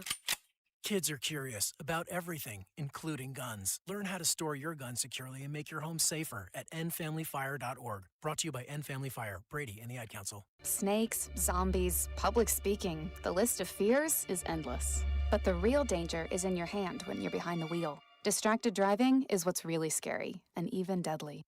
Eyes forward. Don't drive distracted. Brought to you by NHTSA and the Ad Council. Pros, just because something on the job runs out doesn't mean you have to. Order it on the Lowe's app. My Lowe's Pro Rewards members get free same-day delivery on eligible orders over $25. Get the fasteners, hardware, or tools you need to keep the job moving. Order by 2 p.m. and get eligible in-stock items delivered right to your job site by 8 p.m. Members get more at Lowe's. Loyalty program subject to terms and conditions. Subject to availability. Restrictions and terms at lowes.com/shipping terms. Subject to change. There's a difference between liking a house and actually getting it. Redfin is built to make up that difference and close the gap between finding and owning the home for you. Redfin agents close twice as many deals as other agents, so when you find a home you love, you're not a step behind when it's time to make an offer. That means less watching great homes disappear and more focus on the ones you'll actually move into and call home. Redfin helps turn saved listings into real addresses. Get started at redfin.com. Own the dream. You're listening to 96.5 The Fan from the DM Injury Law Studios. Mike's got this. Car, truck, or motorcycle wreck? Remember, Mike's got this. 816-888-7500. Mike's got this. Here's your traffic report on 96.5 The Fan. Brought to you by DM Injury Law, 816-888-7500. Hey, Mike's got this, and we've got a crash. 35 northbound just before 119th. 2 right lanes are blocked, so scoot to the left through here. 35 northbound just before 119. I'm Val with traffic on 96.5 The Fan. Hey, it's Cole Reagans from the Kansas City Royals. You're listening to The Drive with CDOT on 96.5 The Fan.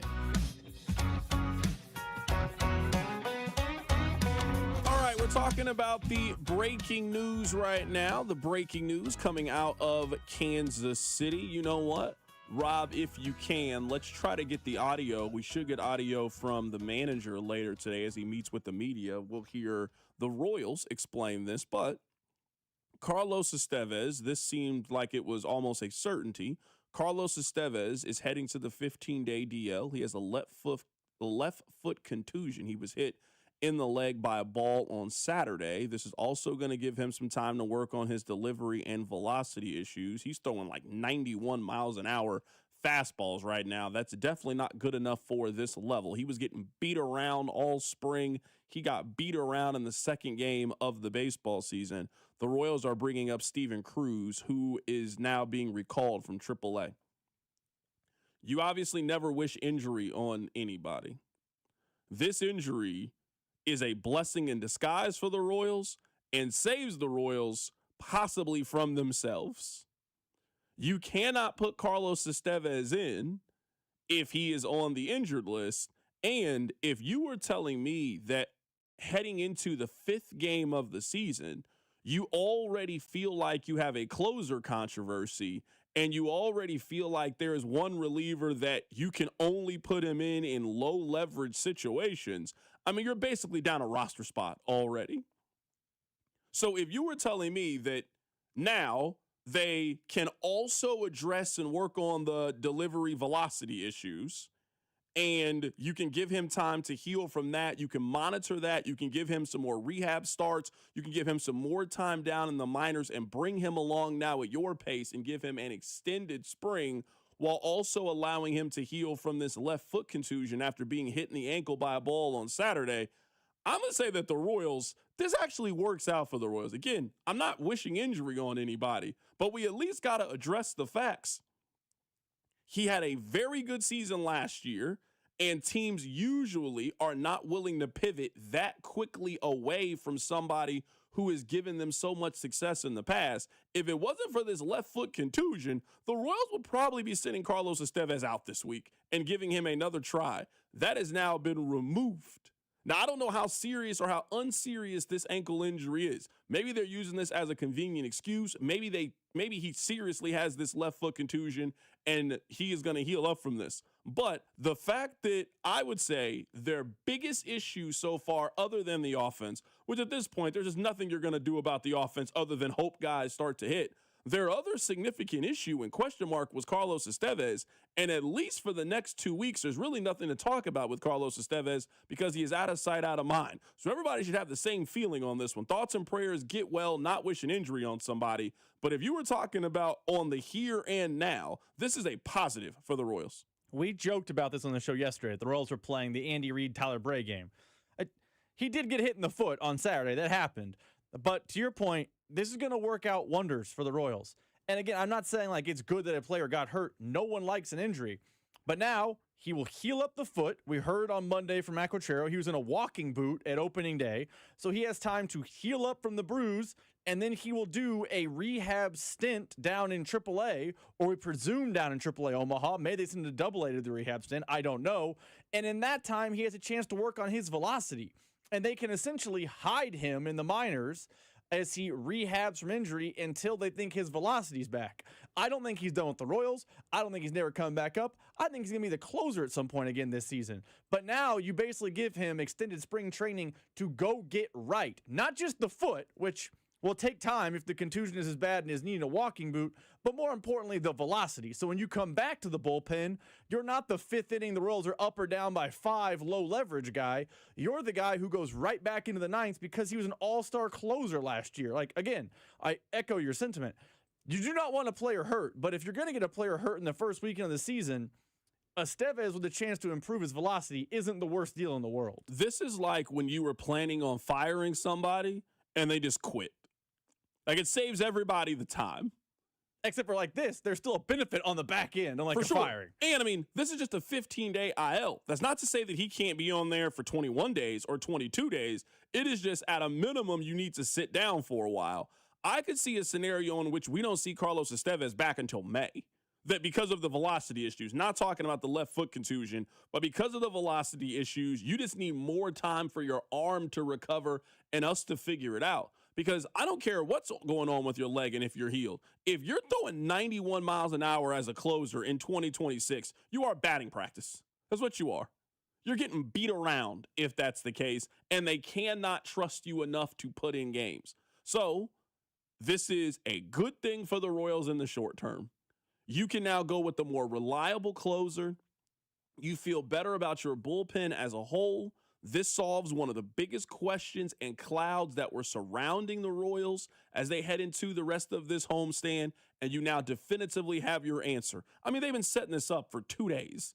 When he was in the walking boot after Saturday's game, they were setting up that they were going to put him on the IL. Now it's official. I'm guessing it's retroactive for a couple of days. That doesn't really matter that much. And now you have a new closer for the Kansas City Royals, and if you're in a 3-1 ball game today in the 8th inning, you now have a new plan of what you can potentially do. So that is the news for today. Carlos Estevez down to the IL. Steven Cruz coming up for the Royals. We'll play the audio for you guys for the Royals later today whenever the Royals give a more detailed explanation of their decision. We'll play that for you coming up in the 4 o'clock hour. I want to play this for you. This was Ian Eagle. He was on the Ryan Russillo podcast. Here is he talking about his call of the shot on Sunday's Elite Eight game between UConn and Duke. You know what's really interesting is you bank all these games, and I've done literally thousands of basketball games on TV and radio. Of all the things, and it was a chaotic sequence, that's the one that I think back on and say that's just a ton of reps. And being in that situation over and over again that allows you to make the call clean and feel secure in what you're saying and how you're saying it. The part that you don't know in the moment is that it would be historic. It's not productive to now go back and say, man, I wish I could have said that. Man, I should have gone with that. Doesn't matter. It's done. You get one shot. You get one opportunity. You're Eminem. That's it. That's Ian Eagle on the Ryan Russillo podcast talking about his call of the historic shot that happened in the Elite Eight between Duke and UConn. I said this yesterday. I'll say it again. It is truly one of the greatest sequences in the history of basketball. The Final Four is on the line. There is a steal that takes place at midcourt. UConn recovers it. You know they're going to have a chance at a last-second shot. The kid pulls up from the March Madness logo, nothing but net, absolute bottom of the net. That then sends a team to the Final Four. You cannot ask for a more March Madness finale than that. It's funny because earlier today we were talking about Darren Peterson, and we threw out the topic if KU fans are going to care about Darren Peterson as his basketball journey goes on. Someone sent this message in. CDOT, I think that college sports has changed where the love of college is not as strong as where it was prior to the kids being paid. Now they play for the money, and it meant more when it was for the jersey, and it meant more in past years. Fans know it and players know it. I don't know how you can watch March Madness and have that conclusion that the results of these games don't mean a lot to players, don't mean a lot to fans, and that the games are less competitive or less intriguing now because the dollars are involved. Sure, this Final Four is minus of the Cinderella and the story that came out of nowhere.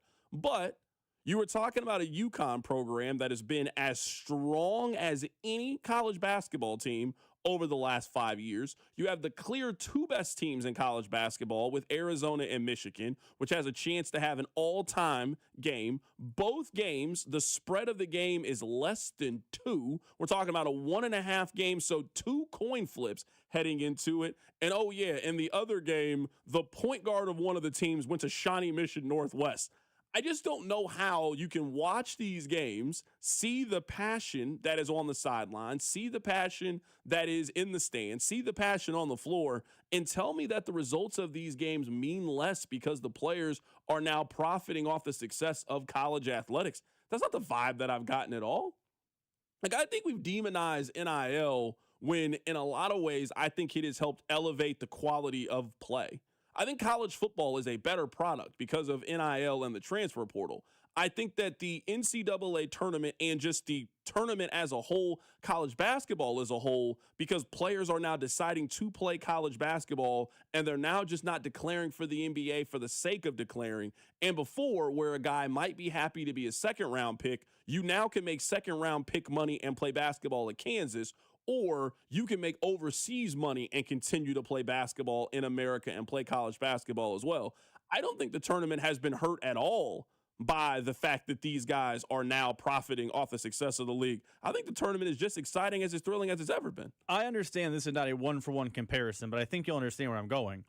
I get frustrated by people like that texter who say, college basketball, college football is worse. They don't play for the jersey, they play for the money. Isn't that what pro football and pro basketball are? And we don't seem to have, and pro baseball, by the way, we don't seem to have any problem with it then. No one questions if Travis Kelce is playing for the money or playing for the jersey when he's the highest paid tight end in the NFL. But for some reason, when A.J. DeBonsta is the highest paid player in college basketball, we question his motivations. No one ever doubts, how locked in Josh Allen is to trying to overcome the biggest hurdle in Buffalo when he's one of the highest paid players in the sport. But when Darren Peterson does it, it's, oh my goodness, does he have any effort or any intrigue? Like, I agree with you. The sport is better, and I think the way we view it has to change. It's minor league sports now. It's the same as any other minor league. It's better than some minor leagues because I think the players are better, but it is not just worse because players are playing for money and not the name on the jersey. That's how all sports are in America nowadays. And I guess I just wonder this because someone makes this point, but it was way easier to cheer for 3 or more of your players who have stuck it out with your school and developed and earned the playing time versus these one-year players who are just taking the highest check.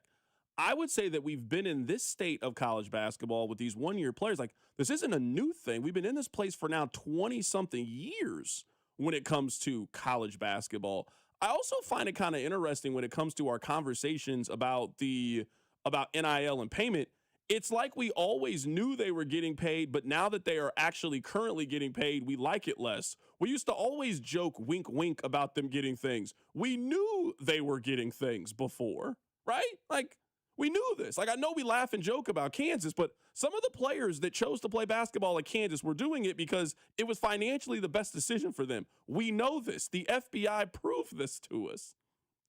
I feel like we just liked it when it was quiet, when we didn't know that they were getting paid. Now that we know they are currently getting paid. Like, I don't know how it was better before when now you can just see them in an AT&T commercial and know that's where the money is coming from. Also, I'm just always going to be on the side of watching the best players play college basketball. Like, I don't think removing the one and done is in our best interest. You're telling me college basketball would have been better this year if A.J. DeBonsta was playing for the Washington Wizards? You're telling me that this tournament would be better if none of these freshmen were in it? It would have been better with no Darius Acuff. It would have been better without Cameron Boozer in it. We would have had more enjoyment of the NCAA tournament. I just don't believe that. The ratings don't bear that out. I will say, and now this is definitely me talking about both sides of the mouth, I want some guardrails on the portal. For sure, of course. I want some guardrails on NIL. So the person who texted into your point about the one and dones, I don't mind the one and dones in college basketball. I don't like players like Trey White who are one and done at every school they go to. I don't like I'll use another KU player as an example, but I'll cross-sport reference here. Dylan Edwards is about to be in his third school this upcoming fall for football. I don't know I love that either because he's playing his third year of college athletics. We need some guardrails, but I don't think the actual quality of the sports is actually any worse at all because of the portal. Text line 913-586-7965. I was listening to, there was actually a clip. It was on Part of My Take, and Big Cat was making the argument that he has nostalgia fatigue. Like someone was making the point of how much better the tournament was when they allowed the actual logo on the court instead of the March Madness. He's like, all right, now, come on. There's some things to be nostalgic about. I'm not here to be nostalgic about the court, so to speak. I do think now with college basketball, we are now wanting it to go back to 1993. Like, what are we doing here? Like, what are we doing here? The ratings bear that you are excited about the NCAA tournament. That's what it bears out. I'm looking at the numbers. 19 million people watched the final 5 minutes of the Duke and UConn game. You would have been more into it if none of them were getting paid. You'd have been more into it if the Boozer twins were not in a commercial with their dad for AT&T. You'd have been more into the game. Stop it. What are we doing here? I think you can argue that the ending of the UConn and Duke game is maybe the most exciting ending we have had in a college basketball game since the Leitner game in 1992. Was that 92 that happened? Chris Jenkins? Chris Jenkins' game was really good. I'm with you. That's a Marcus Page shot disappears to history, but that shot, wow. For sure. It's all of it. It is the missed free throw. It's the rebound. It's the chaotic nature of the inbound. It's the steal. It's where he pulls up from. Like, it is all of those things in a 15-second span that I don't know if you can have a much more exciting ending to it. I don't know if you can watch Iowa, Nebraska and tell me that these kids do not care about it. Both of those kids on both teams are getting paid. We love Bennett Sturts. Bennett Sturts has played for 3 different schools the last 3 years. Bennett Sturts is bad for college basketball. I just don't know how we can argue this based off what we are watching and how these games are playing themselves out. Yes, it is not how it was in 1995. I just don't know if you can tell me that means that college basketball to me is better in 2026 than it was in 2016. It is a better product than it was. Because I think one thing that we refuse to talk about is it was not just the one and dones that were hurting guys. It was a lot of kids that were early entries that were leaving school early, that were getting undrafted or just going overseas and taking the money over there. Now you have a reason to stay. For example, Flory. I don't think Flory stays till his junior year 10 years ago. I think Flory is in the NBA 10 years ago. Why? I can get $0 at Kansas, or I can go be the 29th overall pick in the NBA. Now, all of us are telling Flory, just stay. You can be a millionaire next year playing basketball at Kansas. I think college basketball is better in 2026 than it was in 2016. I do think, you know what? Big Cat's point on that podcast is perfect. I think everyone who has, quote, nostalgia about the old days, this is an old guy yelling at clouds to an extent. We as sports fans will have to evolve how we watch and enjoy college sports. And we are in the midst of that evolution. 10 years ago, the way we watched college sports versus the way we do it now, not the same. And I get that. It's different. But as we get more and more used to this, I think fans will come to understand this is better.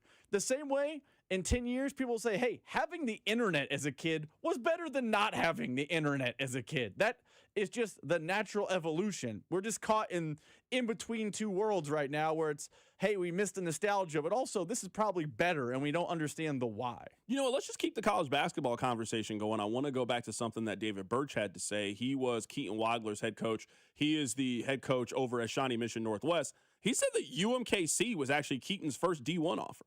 You know, he got some offers his junior year after we won the state championship. Division II, Rockhurst had offered him, and then UMKC came in and offered him, which I believe was his first Division I. And so then, you know, once one Division I starts offering, you start getting a few more.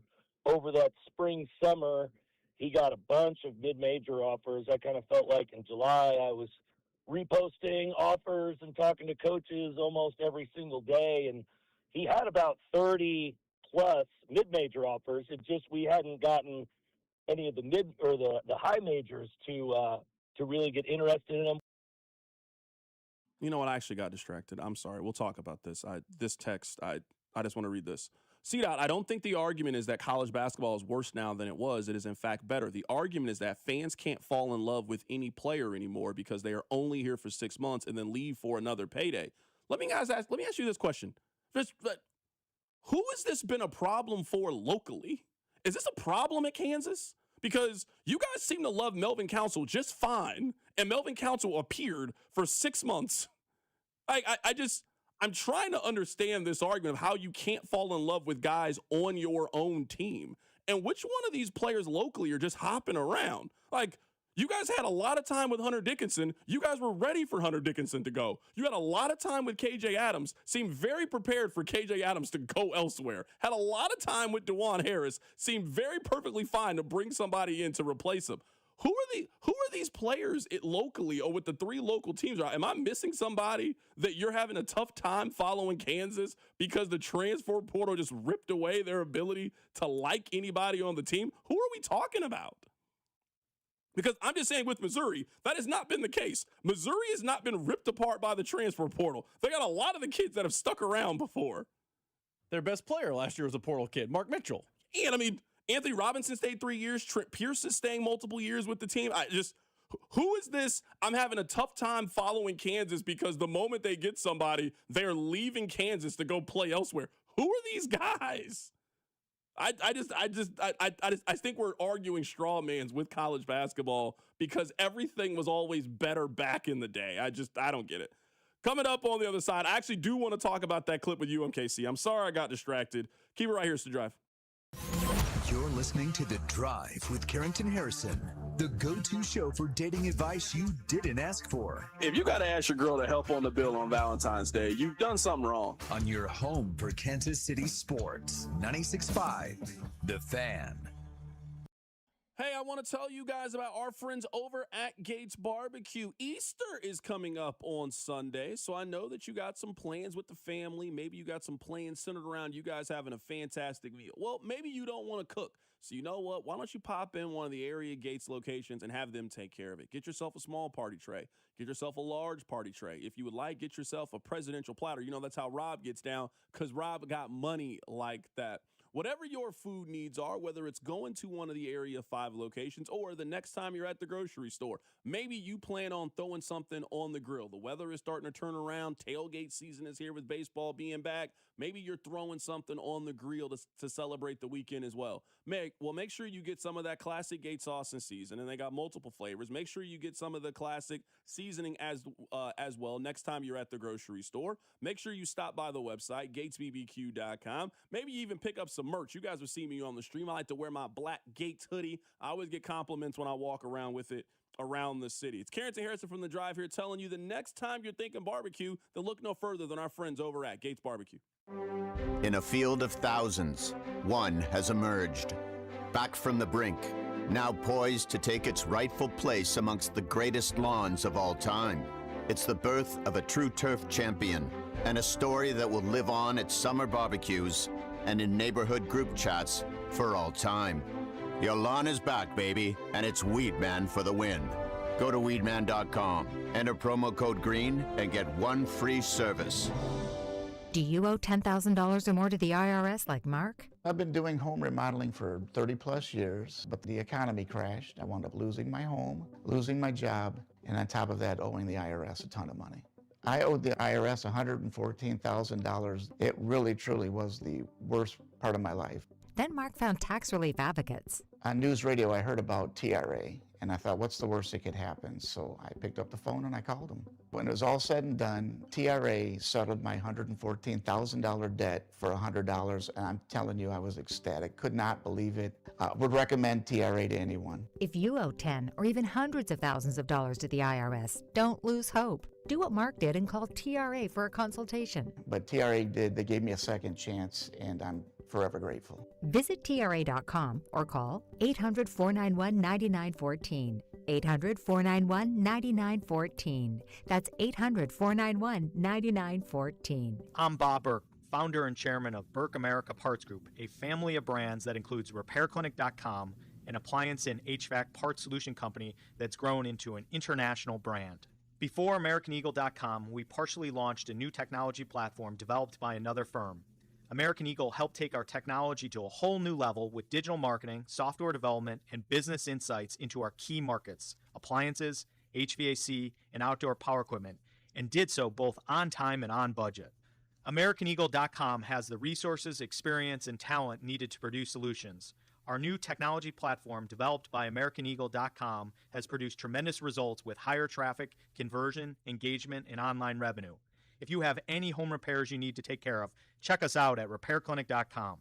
If you need a world-class website or technology project, then I would highly recommend AmericanEagle.com. Call AmericanEagle.com at 773-NETWORK. That's AmericanEagle.com, 773-NETWORK. Furnished by IntelliBrands. Whether because of discomfort, lack of mobility, your lifestyle, or occupation, you sit inactively way too many hours a day. Get an Ellipse, the premium quality automatic seated exerciser that strengthens legs, increases mobility, and boosts circulation without physical strain or impact. Improve your flexibility and balance. Strengthen and tone your legs. My joints feel better, my knees feel better, my back feels better, and it makes me feel stronger too. My circulation is moving. I'm burning calories, and it makes me feel energetic. It's so quiet that none of my coworkers even know I'm using it. Call now and order Ellipse, the seated exerciser that strengthens legs, increases mobility, and boosts circulation. And for a limited time, get a free upgrade to our deluxe bundle with a faster motor, sport mat, and wireless remote. Call 800-555-1212. That's 800-555-1212. 800-555-1212 now. These statements and products have not been evaluated by the Food and Drug Administration. These products are not intended to diagnose, treat, cure, or prevent any disease or condition.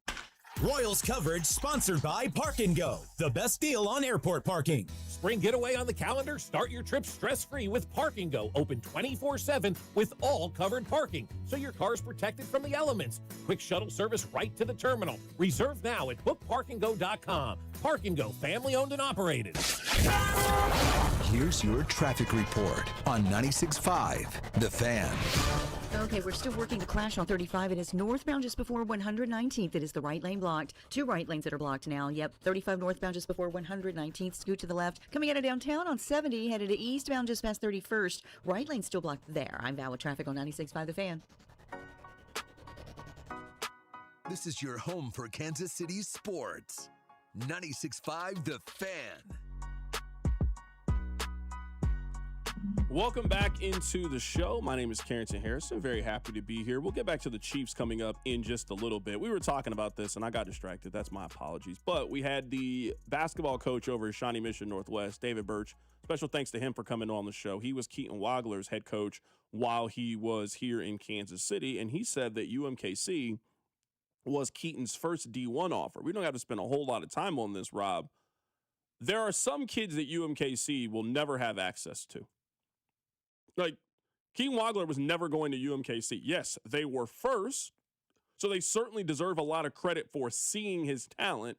But once Illinois and Minnesota start to make a serious play, you are not choosing to go to UMKC over Illinois. I don't care how much NIL money they can scrape together to keep you there. You are going to go to Illinois and pursue your dream and try to go to the league like we think that Keaton is. But if there is anything that the NCAA tournament should show us is there's plenty of talent here in the Kansas City metro area to help UMKC be relevant and to help UMKC turn the corner and potentially make the NCAA tournament. So the fact that they are finally seeing it and they're hiring the head basketball coach over at JCC, Johnson Community College, the fact that they have 3 Kansas City kids that they just recruited and added to their recruiting class, Rob, maybe they're listening. Maybe they are paying attention. Maybe they are seeing the exact same thing that you and I are seeing. Yes, you could have never got Keaton to go to your school. You could have got Bennett Sturts. No D1 school offered him. Not a single one. So if you only got D2 offers, then you got to take the D2. He obviously built a relationship with Ben McCollum, and Ben McCollum has turned that relationship with Bennett Sturts, and he has made a lot of money off Bennett Sturts, like a whole lot of money. Both of them have made a lot of money off of each other. UMKC can build that. It's going to take a little bit of time, and it's going to take you being patient, and obviously you're going to miss on some kids. But, man, all it takes is 1 or 2 to completely turn around your basketball program. If they can pay attention to what is happening in Kansas City and just look at the NCAA tournament. I mean, Iowa had 4 Kansas City kids on their roster. They have 4. Some of those kids committed to Drake. Like, you could have got some of these kids. You can get some of these kids. You just got to be aware and pay attention to what's happening in Kansas City high school basketball. Man, I'm not going to run down the previous administration for UMKC. I understand they were first to Keaton Wagler, but I mean, they were never going to get Keaton Wagler, even if they would have had to been the only team that offered Wagler to have a chance at him. But Mark Turgeon appears to be doing the right things. You don't have to recruit the 5-star kid. We don't use Wagler anymore. UMKC's never getting Ochai Agbaji. They're never getting Christian Brown. That's never happening. It's never going to happen. If you're a Ruse fan listening, I'm sorry. Cody Tapp, if you're listening, I'm sorry. You're never getting Ochai Agbaji to go to UMKC over Kansas. It's never happening. Mark Mitchell's not choosing UMKC over Duke when he comes out of Bishop Miege. It's never happening. There is absolutely no reason why Bennett Sturts couldn't have been a Rue. There's no reason why it's in hindsight now. Remember that Loyola team? That Loyola team was basically Blue Valley Northwest. They had Ben Richardson. They had Clayton Custer. That team was basically the 6A state title team. There is no reason those kids should be going to Loyola over UMKC. So credit to the previous administration for at least offering Wagler, but more credit to Turgeon for not only offering, but getting some kids to put ink to paper to be a Rue. Like, they have other things to get done over there in the athletic department, but this is a good step for them. Rob, I fear that you are about to get played. Now, you probably don't think I know this, but I do know this because I read from time to time. The United States, they're gearing up for the World Cup. They lost both games this weekend. All I've heard you do is tell me about this Christian Pulisic guy. It's all I've heard you tell me about.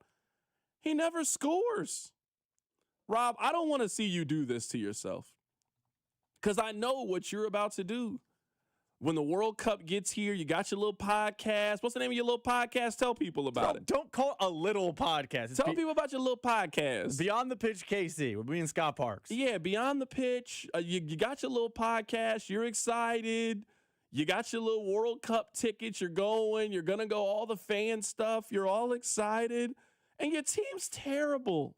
You cheer for a 9-8 NFL team, and you're going to get excited that they can do something, that they can make noise. Your favorite I've seen you wear one soccer jersey. I've known you, Rob, now for 10 years. We worked together for 5 years. I've seen you wear one soccer jersey. It's this Christian Pulisic guy. He hasn't scored in 8 games. In soccer terms, not scoring in 8 games, that's damn near a whole season.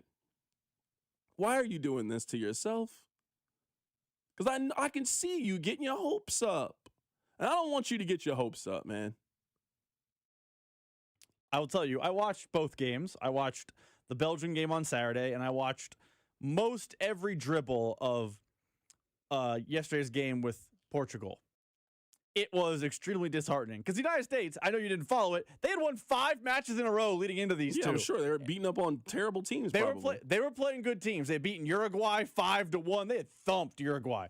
There was a belief that, okay, maybe they're not title good. Maybe they're not make the Final Four good. Are they going to make you proud? That's really what matters. Are you going to be proud of the United States? They're going to be where they are every tournament, out in the round of 16. They are a 9 seed that makes a tournament every year but never makes it to the second weekend. That's what they are. Pick a team. Who's a 9 seed? Georgia basketball. That's what the United States men's national team is. They got athletes. They got hope. They'll be an 8 or a 9 seed or a 10 seed.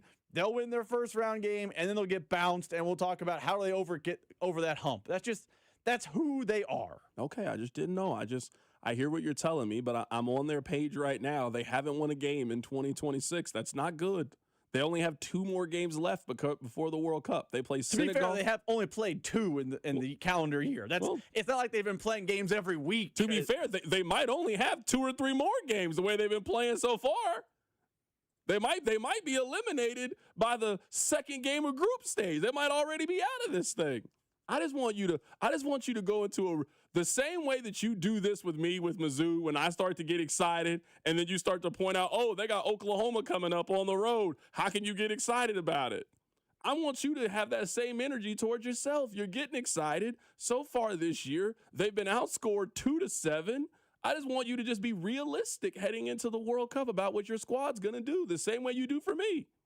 Except for you ignored me. It wasn't last year. It was 3 weeks ago. They beat Mississippi State, and I was like, you got to stop. You got to pump the brakes. And you got all excited. I haven't reached the excitement portion yet. Thank God they lost. They've been losing. Thank God. It's hard to get excited when your team been losing. They're going to announce a roster in like 2 months, and I'm going to nitpick it and be. United States men's national team fans are actually starting to turn and become a fan base that hates their club more than they like him at times. Yeah, you cheer for Missouri now. I tell you this every time. You cheer for Missouri. Getting irrationally excited about your team for them to let you down, or then they win a game 1-0 and you start to play out all the scenarios, and if things play itself out, yes, that's what you're doing. You cheer for Missouri. I tell you this, everybody cheers for their version of Mizzou. Everybody. I don't care who you are. Everybody does not cheer for the Yankees, Duke basketball, out. No, you got a Mizzou team in there somewhere. And that's you, the United States men's team. They got Senegal and Germany. I'm sure they're going to lose one of those two games because that's them. They're going to win that first game against Paraguay. They'll beat Australia. Australia's real bad. Okay. The Socceroos are not a thing. By the way, to your point about the buying and the hype, I definitely, last Friday when we got off early after going to the Watch from Maloney's, started doing some Googles on flights to Seattle for one of the games. Of course you did. I was like, if I can't go to a game at Arrowhead, maybe I'll fly. I'll go to Seattle. Yeah, for sure. I definitely spent Saturday morning trying to convince the wife. Seattle's a great vacation destination. It is. It's beautiful. I've been to Seattle once. It was great. It really was. Coming up on the other side, let's talk a little bit of NFL draft. We're starting to have more and more people that are maybe spreading a message that you guys don't want to hear. I'll explain. Keep it locked in. It's The Drive. The Drive with Carrington Harrison on your home for Kansas City sports. 96.5 The Fan. Here's your traffic report on 96.5 The Fan. Okay, we're still working the crash on 35. It is northbound just before 119th. It is the right lane blocked. 2 right lanes that are blocked now. Yep, 35 northbound just before 119th. Scoot to the left. Coming out of downtown on 70, headed to eastbound just past 31st. Right lane still blocked there. I'm Val with traffic on 96.5 The Fan. Royals coverage on The Fan, sponsored by Salvation Army Kick Hunger Civic Lunch on May 7th. Get ready to kick off a summer of soccer in Kansas City while fighting hunger. Join the Salvation Army for the Kick Hunger Civic Lunch 2026 May 7th. Score big for local families in need. Grab your tickets or table today at kickhungerkc.com. That's kickhungerkc.com. Right now, new FanDuel customers can get $300 back in bonus bets every day for 10 days. Here's how it works. Place any bet with FanDuel using a bet reset token. And if it doesn't win, you'll get $300 back in bonus bets every single day for 10 straight days. So whether you're into basketball, baseball, hockey, or any other sport, you can use your bet reset token to place any bet on any sport. And if it doesn't win, you'll get up to $300 back in bonus bets every single day for 10 straight days. So with the college basketball season winding down, baseball getting going, and the NBA playoffs are right around the corner, you want to be ready with FanDuel. All you need to do is visit FanDuel.com/local to sign up today. That's FanDuel.com/local. And remember, FanDuel, play your game. America's #1 sportsbook app and the official sportsbook of 96.5 The Fan. 21 and over and present in Missouri. Bonus bets are non-withdrawable and expire 7 days on the street. Tokens are received in increments of 1 per day. Restrictions apply. See terms at sportsbook.fanduel.com. Gambling problem? Call 1-800-GAMBLER. You know that Big Bargain detergent jug is 80% water, right? It doesn't clean as well. 80% water? I thought I was getting a better deal because it's so big. If you want a better clean, Tide Pods are only 12% water. The rest is pure, concentrated cleaning ingredients. Oh, let me make an announcement. Attention shoppers, if you want a real deal, try Tide Pods. Stop paying for watered-down detergents. Pay for clean. If it's got to be clean, it's got to be Tide Pods. Water content based on the leading bargain liquid detergent. Staples presents That Was Easy. So I own a coffee shop, and I wanted to label everything with our logo. That's ambitious. Cups, boxes, bags. Ooh, that'll add up. Not at all, because right now, Staples prints custom labels for 30% off. 30% off? That's shockingly affordable branding. Yep, now our logo and URL are seen all over town. Brand your business for less at Staples. That was easy. Shop Staples in-store, online, or in the app by 4/18 to unlock. Exclusions apply. Visit staples.com/print for details. DQ presents the Blizzard Double Flip Deal. For a limited time, when you buy one Blizzard treat, you get a second for just 99 cents. That's 2 Blizzards, 2 spoons, 2 flavors, and 2 flips.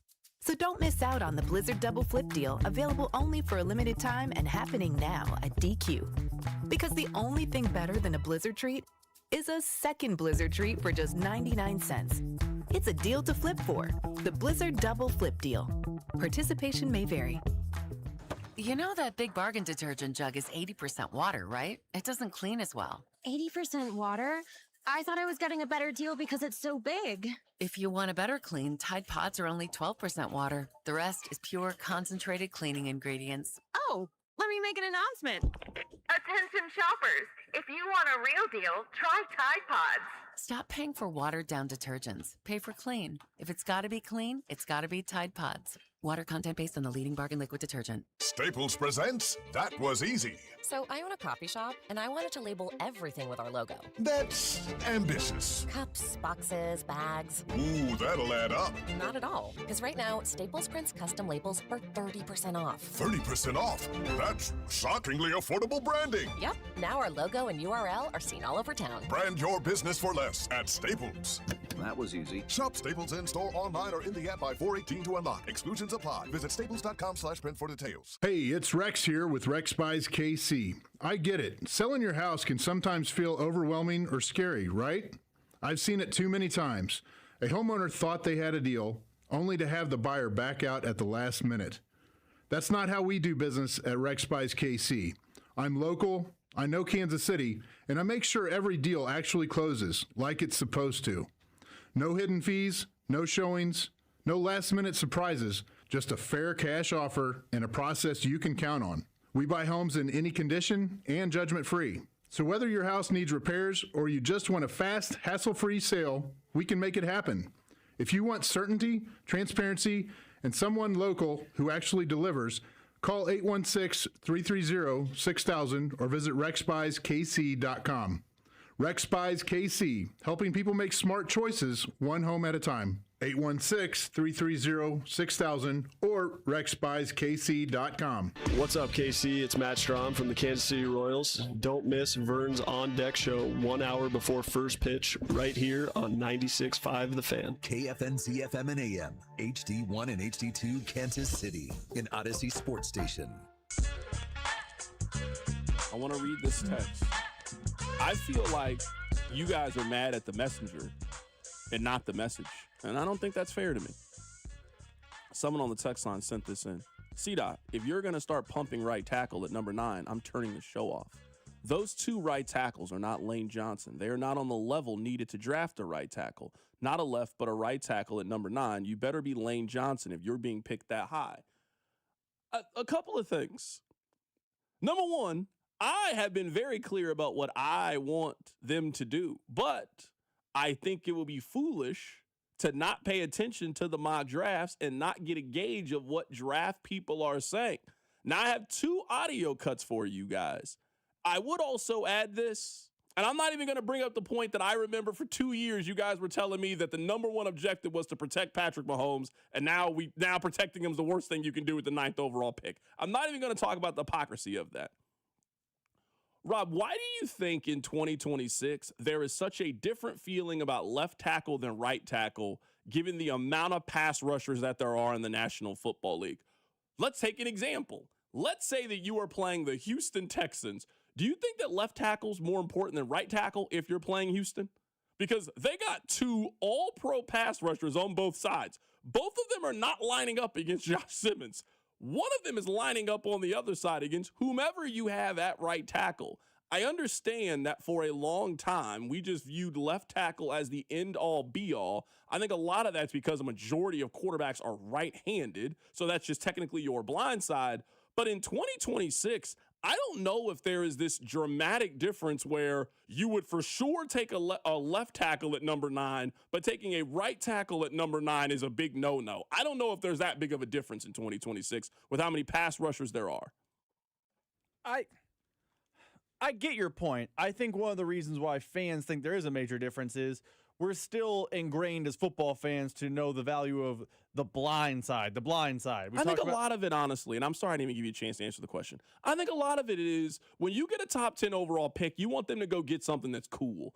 And right now, drafting an offensive lineman is not cool. I don't think it's not cool. I think if they had drafted Orlando Pace, I'm cherry picking an elite name. 2 months ago, people told me that Josh Simmons was worth a top 10 pick.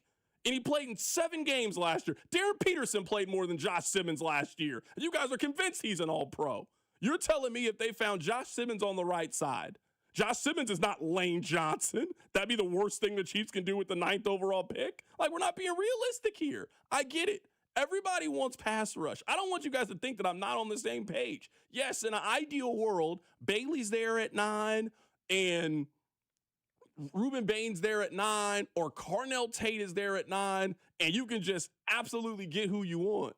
But they don't have the 3rd overall pick. They have the 9th overall pick. What if the board doesn't go their way? That's what I think the conversation is when it comes to right tackle. It's not my preference, but what if the board doesn't fall their way? Is it better for them to draft a corner at number 9? Because then in 4 years, you guys are going to tell me to trade that guy, and he's not worth paying because they don't pay corner.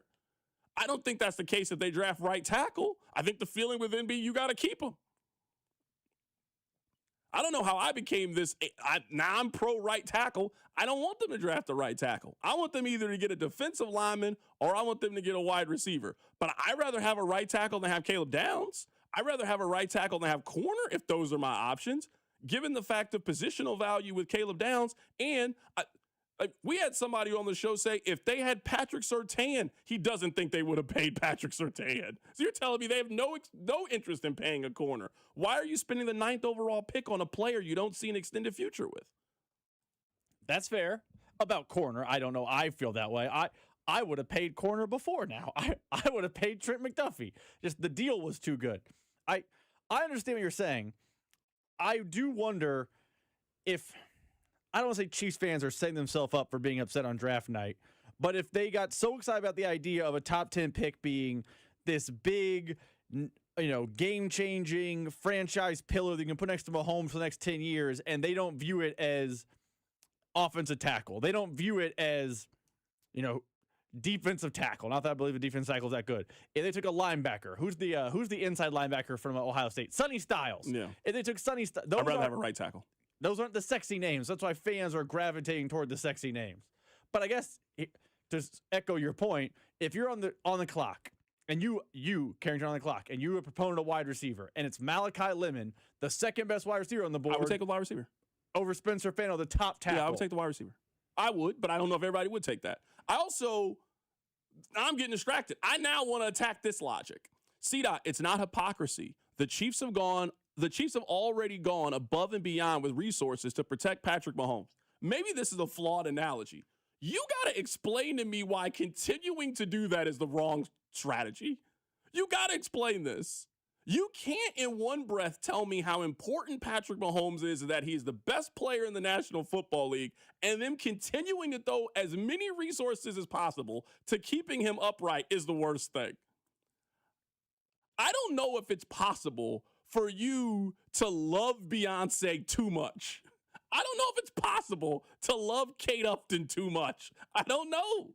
So you can't tell me, hey, we have maybe the greatest quarterback we've ever seen, but we've already done enough for him on the offensive line, so now it's time to do something else. You just got to explain to me that logic because it doesn't make sense to me when I hear it out loud.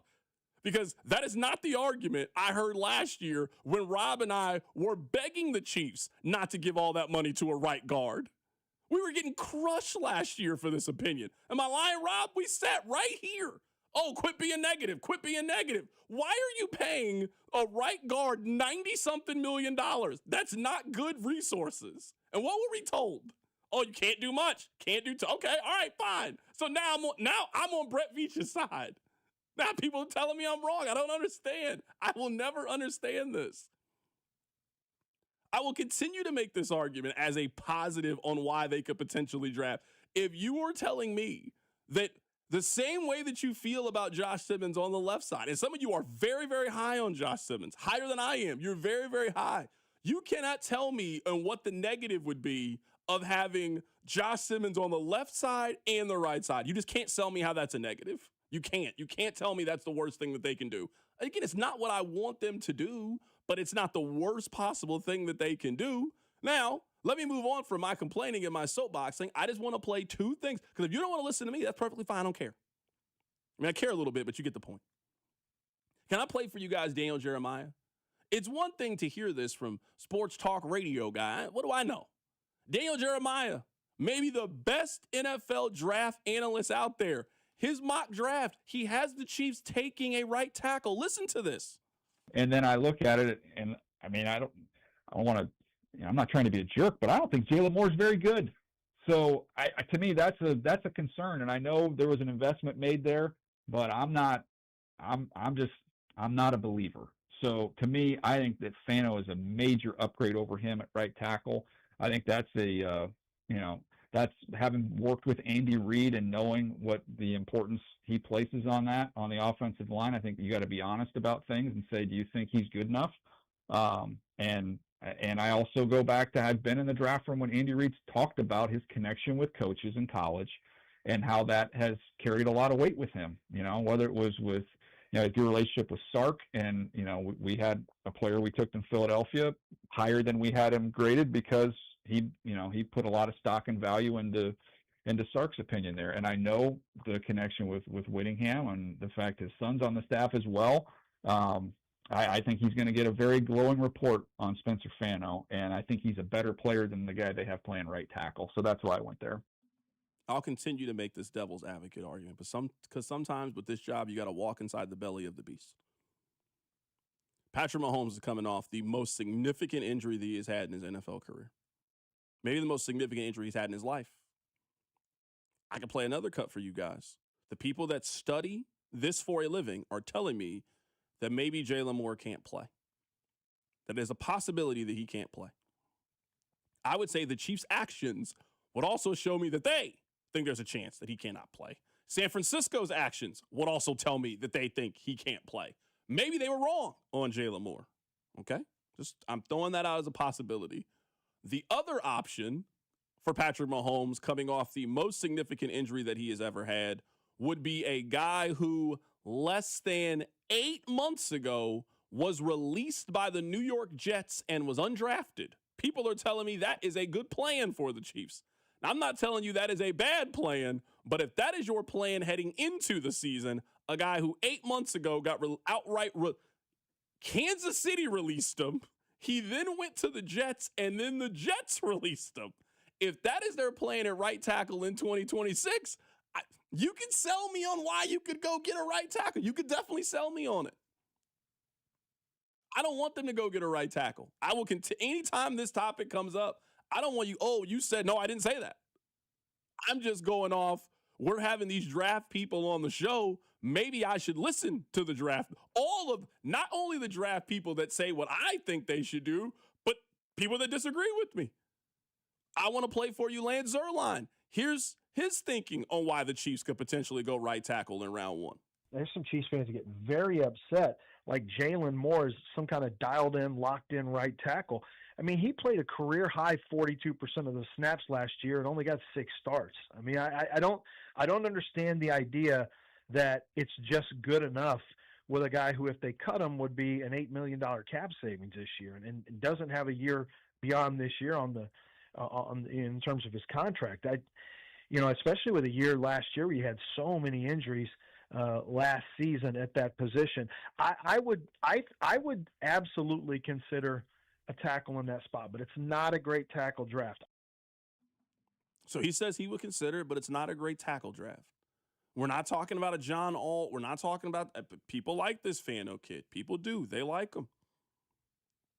The other point I will make for right tackle, aside from Jalen Moore, because I think there's a chance that Jalen Moore can't play, and I just don't know why anybody is not willing to entertain that possibility. Well, what was he supposed to do? In San Francisco, there's 2 tackles. There's a left and a right tackle. He wasn't a starter for them. Right now, Jawan Taylor is jobless. Nobody wants Jawan Taylor. He is walking around the NFL streets with no place to go. No one wants him. Jalen Moore couldn't beat that guy out last year, who was false start Freddie last year. Couldn't beat him out. I don't know why anybody can't come to maybe Jalen Moore is not that good, and the Chiefs made a mistake. We can acknowledge when they make mistakes other places. We just don't want to acknowledge it when it comes to Jalen Moore, that maybe they made a mistake. And right now, I would say they have, of all the positions on the field, it is one of the top 3 in which they do not have a long-term plan. They have a long-term plan at left tackle. They have a long-term plan at left guard. They have a long-term plan at center. They have a long-term plan at right guard. What is their long-term plan at right tackle? They have a long-term plan at running back. They have long-term plans at wide receiver. They do not have long-term plans right now at right tackle. You just can't tell me that right tackle's a bad decision if that's what they end up doing. That's it. Daniel Jeremiah is telling me it could be a good idea. Lance Zierlein is telling me it's a good idea. Bruce Feldman is telling me it's a good idea. We're working on Todd McShay. Todd McShay, if he comes, how many people need to say, hey, maybe they could do this before we at least entertain the possibility of it? You guys get mad every time it gets suggested. Why do you get mad? It's just a possibility. That's all I mean. There's a chance. I will say this. Let's just entertain the hypothetical for 2 seconds. Let's say they draft Spencer Fano, picking a name, and Jalen Moore is not the right tackle starting on week 1 of 2026. Does that mean Brett Veach had one of the worst off seasons imaginable last offseason? Because that would mean that his big swing, his day one move, would have been Jalen Moore and Elijah Mitchell, who Jalen Moore, in this hypothetical, isn't your right tackle, isn't your left tackle, but is your swing tackle, and Elijah Mitchell is a concept. He's an idea. He never happened. He then, that same offseason, in the first round, drafted Josh Simmons, who played 7 games, to your point. He drafted Jalen Royals, who's an idea, who's a concept. He drafted Noel Williams, who couldn't get on the field. He drafted Brashard Smith, who couldn't get on the field. If Jalen Moore is not the guy at right tackle, do we have to change the way we looked at last offseason with Brett Veach? Because if he's not on the field next year, it means Brett Veach didn't just have a bad offseason. It means he stunk. Rob, I don't mean this to sound negative. Did you watch last season? They won 6 games. They missed the playoffs. If that's not an indication that they failed in the offseason, what more would be an indication? They didn't only miss the playoffs because Patrick Mahomes got hurt. That's not the only reason why they missed the playoffs. No, they missed it because a lot of personnel decisions. Their big plan on defense was Christian Fulton, who didn't play until they were preseason games. They didn't have a running game and refused to address it at every single turn in the offseason. I don't need Jalen Moore to confirm to me whether or not last offseason they failed. They failed at every single turn last year because I watched them. For 4 months, I watched them. On the text line, talking about Jalen Moore. CDOT, San Francisco had Trent Williams and Mike McGlinchey, who got paid a ton of money. He wasn't beating out anybody. Mike McGlinchey is now entering year 4 with Denver. Jalen Moore is entering year 2 with Kansas City. It doesn't overlap. The right tackle position was open for San Francisco, and they never thought enough of Jalen Moore to give it to him. So, yes, maybe he couldn't be their left tackle because they have a Hall of Famer in Trent Williams. There is another tackle position, and whatever you want to say about Jalen Moore, he wasn't good enough to beat out San Francisco's right tackle or Kansas City's right tackle in the last 3 seasons. He has not been good enough. Put a name to the right tackle in Kansas City, because everyone's least favorite player on the team. If we did a power rankings, Jawan Taylor was 53 last year. He couldn't beat that guy out. I can't get over this. Jawan Taylor is still available. I don't think that people really understand that. No one wants him right now.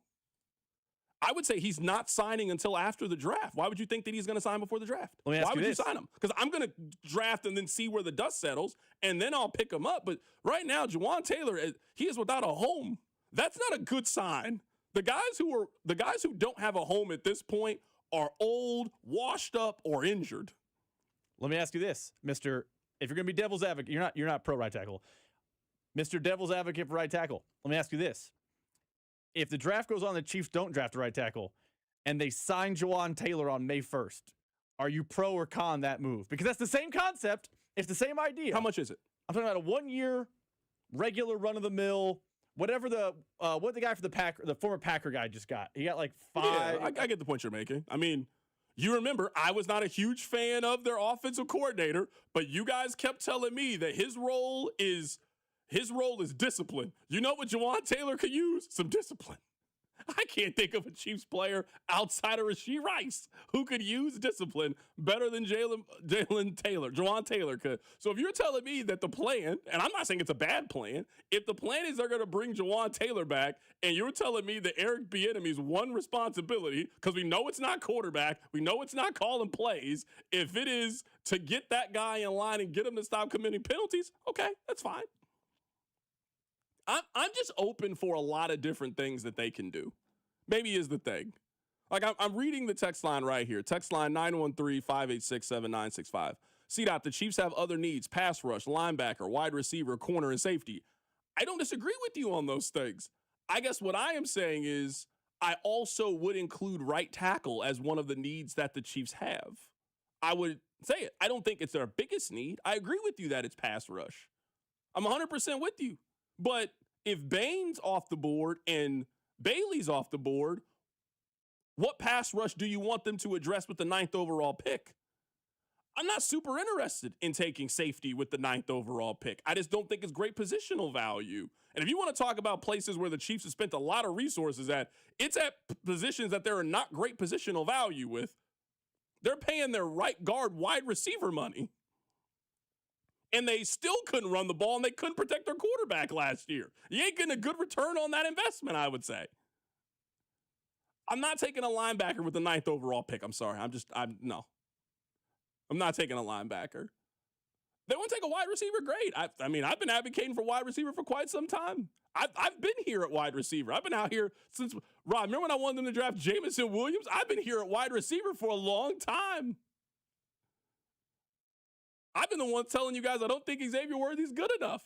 I was the one advocating last year when you guys were trying to tell me Rashee Rice was a legitimate number 1 wide receiver. He was top 10. I was saying, hold on, I don't know. So I'm happy that you guys have come to some of these places. We're all on the same page for the most part.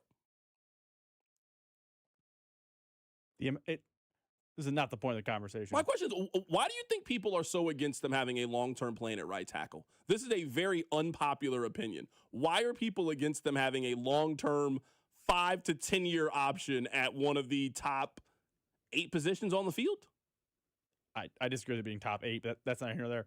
I'm actually more stunned by the fact that text line, the amount of people on the text line that are advocating for bringing back Jawan Taylor when 6 months ago he was public enemy number 1 is legitimately astonishing to me. If you are a person texting in saying that I would be interested in Jawan Taylor, then you can't be anti-offensive line at 9 because that's the same plan. It's the same. I agree. Okay, well, I just wanted to throw that out there. And by the way, I think this text perfectly encapsulates how I will feel if they take offensive line in the first round. If they don't start Jalen Moore and they draft an offensive tackle at 9, then the failures of last year's offseason Brett Veach will bleed into this year and will ultimately hurt this year's team. 1,000% agree with that text. 100,000% agree with that text. If they take Spencer Fano at 9 because they are chasing the ghost of a Jalen Moore miss, that is going to have lasting impacts on this franchise. I guess maybe I'm the only one that just like fully accepts what in the prime of Patrick Mahomes' career, they missed the playoffs.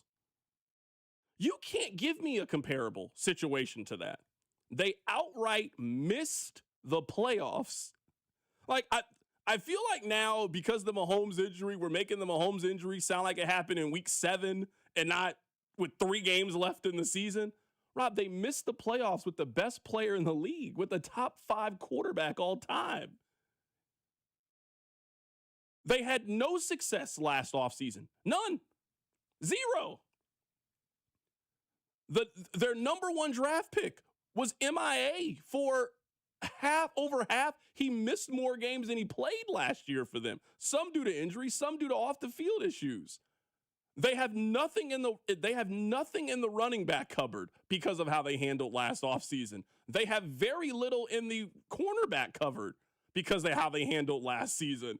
I don't need their 9th overall pick to answer that question for me. Maybe that's where I'm just different. I'm looking at their roster. Their roster's not good. They drafted a wide receiver in Jalen Royals. They don't think he can play based on how they handled him last season. You could tell me how much they love Isapole. Teams are not just letting tackles walk if they think they can really play. They would have moved heaven and earth. This team did more to protect Justin Ross than they did to protect Isapole. This team did more to protect Jody Fortson on their roster for those 3 years than they did. They outright released Isapole. Let him go play for anybody. So that guy's a part of your long-term plan? No. They had a terrible offseason last year. They maybe did one good thing. They got Noel Williams. That may be the only great thing they did last offseason. I agree with your point. Is that great? Did he play enough to know that's great? He played as much as your boy Simmons did. No, I don't think so. I bet if you look at the snap counts, I bet Noah Williams played less snaps than. All right, let's look it up. I bet if it is Williams, I bet it's a lot closer than you think. Let's look it up. Hold on. It wasn't like Williams was the everyday. I mean, Simmons probably played more, but I had to put a little dramatics on the take. I had to be dramatic. Hold on, let me pull it up.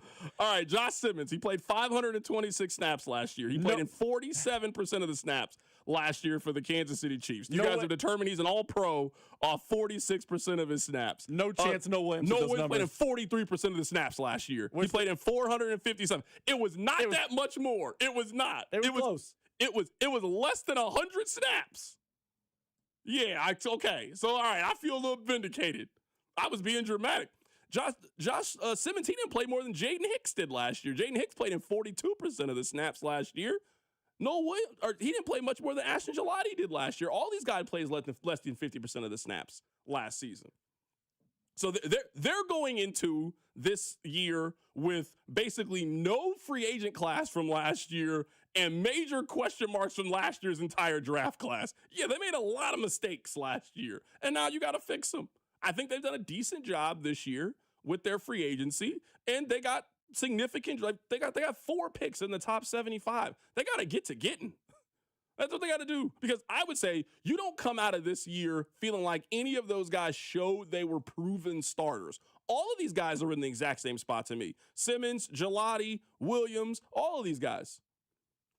We saw some positives, but we need you to do this for 80% of the snaps. We need you guys to step forward and be leaders, not potential all-pros. Turn into all-pros. Turn into legitimate starters. Turn into guys that are Pro Bowlers and those things. Let's see if those guys can do that this year. Keep it right here. It's The Drive. The Drive with Carrington Harrison on your home for Chiefs football. 96.5 The Fan. Hey, I want to tell you guys about our friends over at Gates Barbecue. Easter is coming up on Sunday, so I know that you got some plans with the family. Maybe you got some plans centered around you guys having a fantastic meal. Well, maybe you don't want to cook. So you know what? Why don't you pop in one of the area Gates locations and have them take care of it? Get yourself a small party tray. Get yourself a large party tray. If you would like, get yourself a presidential platter. You know, that's how Rob gets down because Rob got money like that. Whatever your food needs are, whether it's going to one of the Area 5 locations or the next time you're at the grocery store, maybe you plan on throwing something on the grill. The weather is starting to turn around. Tailgate season is here with baseball being back. Maybe you're throwing something on the grill to celebrate the weekend as well. Make sure you get some of that classic Gates sauce and season, and they got multiple flavors. Make sure you get some of the classic seasoning as well next time you're at the grocery store. Make sure you stop by the website, gatesbbq.com. Maybe you even pick up some merch. You guys will see me on the stream. I like to wear my black Gates hoodie. I always get compliments when I walk around with it around the city. It's Carrington Harrison from The Drive here telling you the next time you're thinking barbecue, then look no further than our friends over at Gates Barbecue.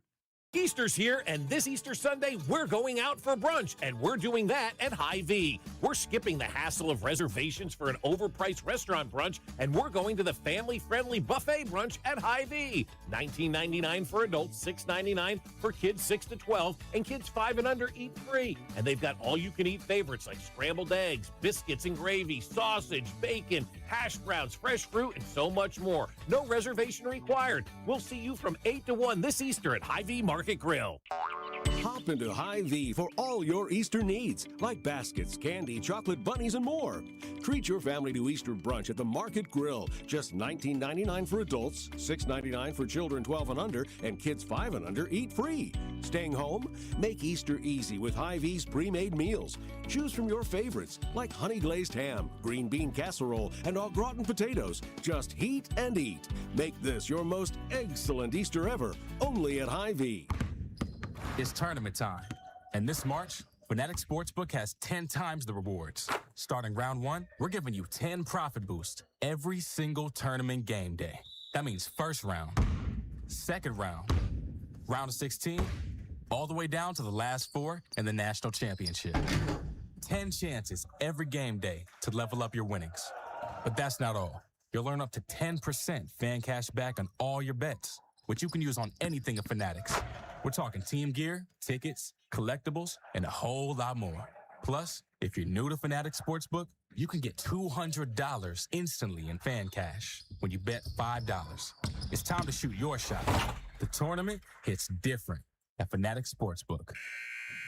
Must be 21 plus. Gambling problem? Call 1-800-GAMBLER or 1-800-MY-RESET. CT call 888-789-7777. MA call 800-327-5050. NY call 877-8-HOPE-NY. MD visit mdgamblinghelp.org. Offer not available in all states. Terms apply. See Fanatics Sportsbook app. My name is Whitney Allen, and I'm a widow. My husband, Ryan, died. We never thought we'd ever have to use life insurance, but the unexpected happened. With Ethos, signing up was fast and 100% online. You can get a quote in seconds, apply in minutes, and get same-day coverage. No medical exams, and you can get up to $3 million worth of coverage. I'm grateful we were prepared. Get your free quote at ethos.com/radio. That's ethos.com/radio. Paid spokesperson. Time spent on application may vary. Online health questions required. If you own a small business, the pressure never lets up. Something's always coming at you. That's why business owners turn to LendSeek for funding. I don't need promises. I need options. LendSeek's AI platform showed me real funding choices. Now I can cover payroll, handle taxes, and go after growth opportunities without the daily stress. Up to $5 million with funding in as fast as 24 hours. No upfront costs. No prepayment penalties. Start ready, stay ready. LendSeek.com. LENDSEEK.com. You're listening to 96.5 The Fan from the DM Injury Law Studios. Mike's got this. Car, truck, or motorcycle wreck? Remember, Mike's got this. 816-888-7500. Mike's got this. Here's your traffic report on 96.5 The Fan. Still working to crash. If you're headed up towards Liberty, it's going to slow you down. 35 northbound, just past 69. Right lane is blocked, so scoot to the left up there. And then we've got a stall. 635 southbound past Metropolitan. Right lane is blocked there. I'm Val with traffic on 96.5 The Fan. Hey, it's Trey Smith from the Kansas City Chiefs. Welcome back to the Drive with CDOT on your home for Chiefs football. 96.5 The Fan. Someone on the text line said, C-Dot, why won't anyone just ask, what if Brett Veach just isn't that good at his job? I just feel like these are things we talked about on the show, and no one's been listening. No one's been hearing. I don't know. I'm very confused, Rob. Winning for this team was literally the ultimate potpourri. We were pointing out the flaws last year, and we were called haters for 12 months. Anytime we've ever tried to talk about these things, we have been met with so much resistance. So shut up, quit being negative. You're turning to the other station. Anytime I've ever been like, hey, I don't know about this thing. Maybe this isn't working. I don't know. I'm very confused. That's the best way to put it. I'm very confused. The ultimate example is when we talked about Rashee Rice, and we casually mentioned he's like a top 30 receiver. The text line was so mad at me when I said that. I'll never forget that. From last season, that's my biggest memory from last year, was we were just having a regular, I think Rashee Rice is like one of the top, like 25, 30. I wish you guys would have seen the text line. I wish you could have seen it. The people they were saying he's better than was the wildest part. The text line was convinced he was better than Amon-Ra St. Brown last year. He really was. Let's just keep this Chiefs conversation. We don't got his bag on the text line. Trust me, it's a mutual back and forth. Both sides make fun of each other. Do you think that Andy Reid really believes what he said about the Chiefs wide receivers? Can I read to you a little blurb from NFL.com? Regardless of any need the Chiefs might need to fill in the draft, Andy Reid projects calmness moving forward. He's not worried about corners. He told Judy Bautista, who's a very good writer, he won't force any addition at edge rusher, and that, quote, Kansas City is in a much better position than most teams when it comes to wide receiver. Now, two of these three things I agree with. I'm not overly worried about corner just because of how they've handled things in the past, and I already know it doesn't matter what they do at corner. You guys are going to love their playing at corner. They're going to get some third-round guy who was hurt last year in college but could have been a first-round pick, and you guys are going to talk yourself into how great he's been. So literally, whenever they tell us the plan at corner, it will be met with 100% fan approval. And I think it should be just based on their history and based on their track record. If Taylor Swift makes a song, I might not think it's going to be that good, but if she tells me it's going to be a hit, it's probably going to be a hit. So I'm going to side with them on corners. I wouldn't be that worried about. He told Bautista that he's not going to force an addition at edge rusher. I only hear not force an addition at edge rusher at 9. I don't really hear that anywhere else. They don't have enough pass rushers. At some point, they can keep telling me best player available, but at some point, the need outweighs best player available. So that might end up being the case at 9, but they cannot treat edge rusher the way they treated running back last year, where it was so obvious they had a running back problem. And they continued to deny that they had a running back problem. They denied it in free agency. They denied it until the draft, until they absolutely had to with a 7th round pick. They cannot treat edge rusher that way. If you guys want me to be mad, they need to do something like that, where they don't draft an edge rusher until the 5th round. No. So I hear what he's saying about not forging an edge rusher. Okay, maybe that's the case at 9. That can't be the case at 29. That can't be the case at 40. That cannot be the case. You need to come away with somebody that you have a lot of confidence in to get to the quarterback. What in the world is he talking about when he says that they are better at most teams when it comes to wide receiver? Who is that based on? Is that based on Rashee Rice, who still has to go to jail or probably still needs to go meet with Roger Goodell? That guy? Are you talking about Xavier Worthy, who had less than 600 yards receiving last year and has never shown an ability consistently to catch the deep ball? What other receivers do they have? Tyquan Thornton, who is basically a Diet Coke version of Alec Pierce. Tyquan Thornton, who had 6 catches the final 10 games of the year last year. Jalen Royals, who had 4 targets last year, who had 1 catch for 7 yards last year. What teams is he talking about? Like, when he says most teams, how many teams do you need for most? I'm just asking, how many teams do you need for most? More than half? Okay, so he thinks they're like 17th at wide receiver? No, he thinks they got to be at least 12th or 13th because more than half are in the rearview mirror. Okay, I didn't know. Because 17th would be less than, would not be more. Because he's lying. I'm just saying he's lying. Or I don't know why at the owners' meetings or coaches' photo op or whatever they're doing down there, he would lie for a draft smoke screen, but maybe it's a draft smoke screen to throw people off the scent because there's no way they believe that. Although they have operated this offseason at wide receiver like they're good. Their only wide receiver move is Tyquan Thornton. Is there some other wide receiver they brought in? Like their only movement at the position is Tyquan's back, and he has a new number. Ohio State has a better wide receiver room than them. What is he talking about? That's a lie. Someone on the text side, C-Dot, are you using Rashee Rice's off-the-field issues to proclaim that you were right, that he's not an uber-talented wide receiver? Take away the off-the-field stuff. I still believe that Rice has the ability to be a top 5 wide receiver. Okay. I mean, we all watched Rashee Rice last year. Did you guys feel like the Chiefs had a top 15 wide receiver on their team last year? I don't feel like they had a top 15 wide receiver on their team last year.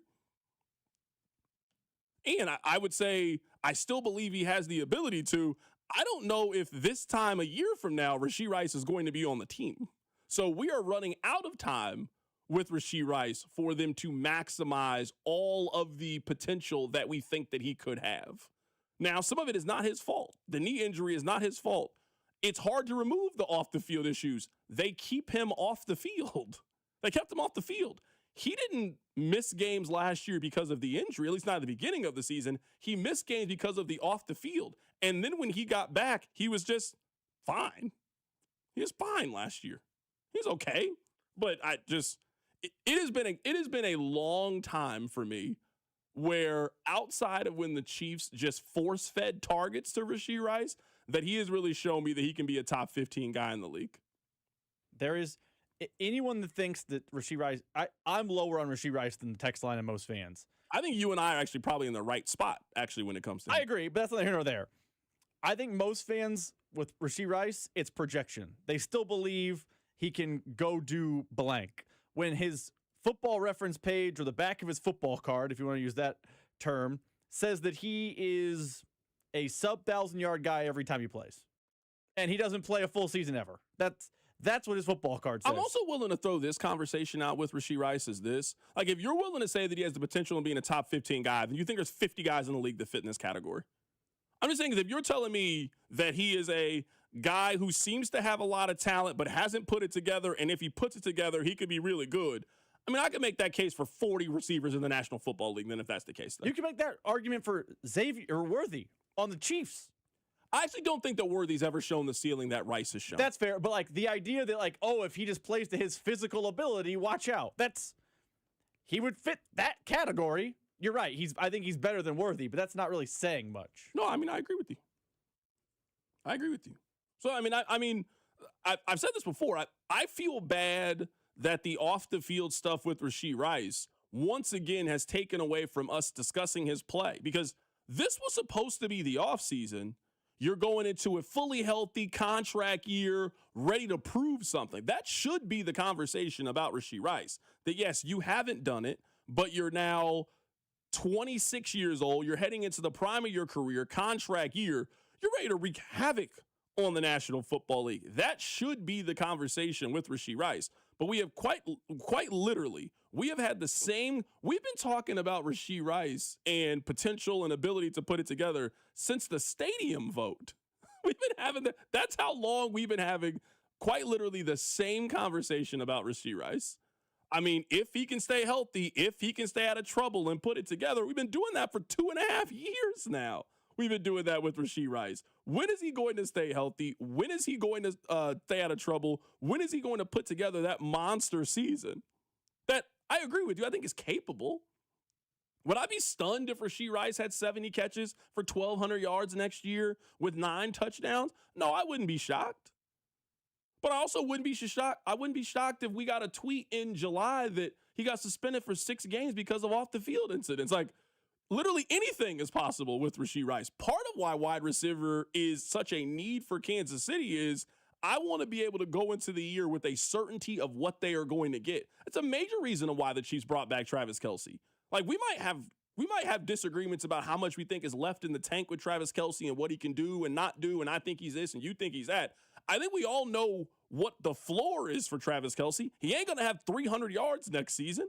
He's going to have a decent year. They're going to throw it to him. He's shown an ability to stay healthy. He's going to be a productive player that Patrick Mahomes can rely on. Can you say that about Xavier Worthy? Can you say that about Rashee Rice? Can you say that about Tyquan Thornton? Like, Mahomes doesn't really have a lot of reliable options heading into the year, which is a major reason of why I want them to go get a wide receiver with the 9th overall pick. I know it's a young guy, and they typically don't play young guys. They usually don't get a chance to draft this caliber of offensive skill position player either. A guy that should be in a position, day one, to step in and be a major contributor for the offense. Coming up on the other side, we'll talk about the breaking news with the Royals. They have a new closer right now, and Lucas Ursek. He is taking over because Carlos Estevez has been placed on the IL. Keep it right here, it's The Drive. The Drive with Carrington Harrison and Rob Brenton. You losers is what you are. On your home for Kansas City sports. 96.5 The Fan. It's game day. Are your moderate to severe Crohn's disease or ulcerative colitis symptoms keeping you from the action? Skyrizi, risankizumab Riza, could help you get back to the game.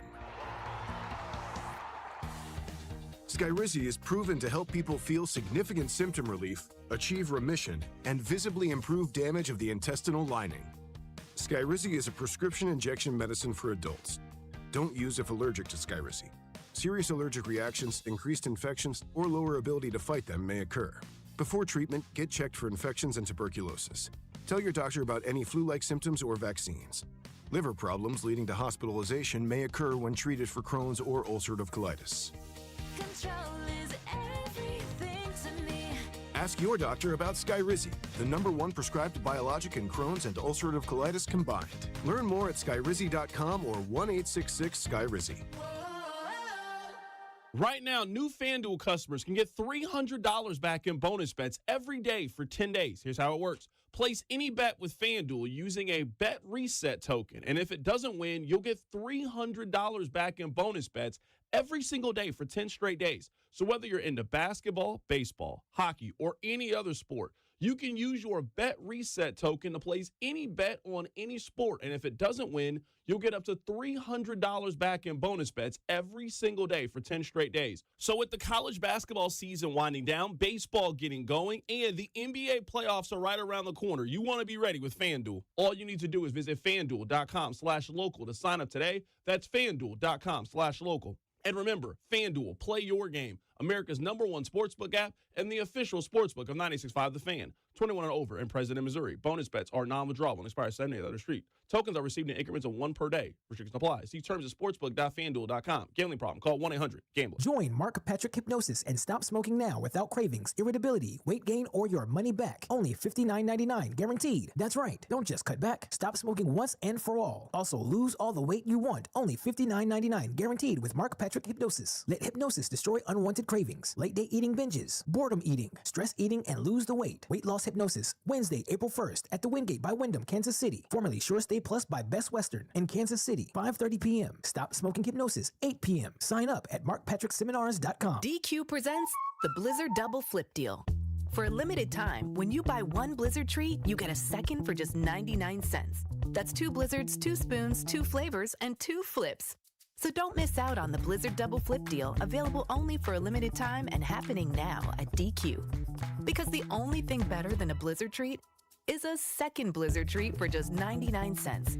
It's a deal to flip for. The Blizzard Double Flip Deal. Participation may vary. Hey, it's Rob Britton from The Drive on 96.5 The Fan, and we're excited to announce the launch of Beyond the Pitch KC, a limited podcast series documenting the run-up to the World Cup with our friends over at 98.1 KMBZ. And Rob, I'm Scott Parks from Dana and Parks on KMBZ. Beyond the Pitch KC will feature the biggest names who made the World Cup in Kansas City possible, plus the biggest storylines heading into this summer's tournament. This is not a podcast about soccer. Don't get us wrong. This is a podcast about Kansas City. This is a podcast for Kansas City. And this is a podcast that'll tell the story of how our town is hosting the world's biggest sporting event. New episodes will be released every Wednesday starting on March 4th, as well as video clips that can be seen on 96.5 The Fan and KMBZ's social channels. Subscribe and download to Beyond the Pitch KC, a limited podcast series with myself and Rob Bretton on the Odyssey app or wherever you get your podcasts. This is the story of the one. As a maintenance tech at a university, he knows ordering from multiple suppliers takes time away from keeping their arena up and running. That's why he counts on Grainger to get everything he needs, from lighting and HVAC parts to plumbing supplies, all in one place. And with fast, dependable delivery, he's stocked and ready for the next tip-off. Call 1-800-GRAINGER, click Grainger.com, or just stop by. Grainger, for the ones who get it done. There's a difference between liking a house and actually getting it. Redfin is built to make up that difference and close the gap between finding and owning the home for you. Redfin agents close twice as many deals as other agents, so when you find a home you love, you're not a step behind when it's time to make an offer. That means less watching great homes disappear and more focus on the ones you'll actually move into and call home. Redfin helps turn saved listings into real addresses. Get started at redfin.com. Own the dream. Here's your traffic report on 96.5 The Fan. We've got a new problem near downtown 35 southbound at 670 eastbound. It is the right lane blocked. Still working that crash up. If you're headed to Liberty, yeah, you will hit brakes. 35 northbound just past 67. That crash is off to the right shoulder. Right lane blocked as well. So scoot to the left to get through here. I'm Val with traffic on 96.5 The Fan. This is 96.5 The Fan, your home for Chiefs football. All right, 2 things I want to get to, and we'll reset things coming up at the top of the hour. Someone on the text line said, are they going to play baseball tonight? I don't have the answer to that question. I don't know. I mean, right now it's not raining, but it could rain. I don't know. I wish I knew. I wish I had a more informed answer for you, but I don't know. Rob, 2 things I would like to get to, maybe 3 things. First thing is, I want you to think about this if you don't have an answer. What are some things that you cannot do? Like, I'll give you an example. I have zero ability to blow a bubble. Like, if you handed me gum and said, can you blow a bubble? I would sit there for hours. I've tried. I've never once in my entire life blown a bubble. Not one time. I do not have the ability to do it. That is one example of something. Another thing that I do not have the ability to do, I cannot fall asleep on the plane. I've tried a million times. I cannot do it. I can go to sleep in the car, 0 problems. Front seat, back seat, on the road trip, I have the ability to fall asleep. I don't know what it is about the plane. I can never get comfortable enough. I can never really go to sleep. Or if I do, I'm saying it's quick. Like, I'll be asleep for 20 minutes and then I'll wake back up. Like, I'll be listening to an album.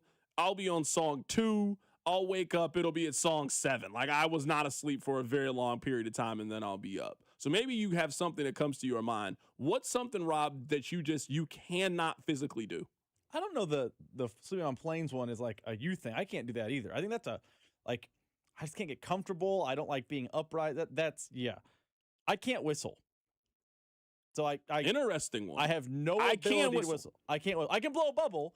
Like if you gave me some double bubble right now, I can make it work. But I can't do it. You're like, hey, whistle, get the dog over here. It's just I'm blowing air. I can't do it. Yeah, I can whistle. Text line 913-586-7965. What's something that you just cannot physically do?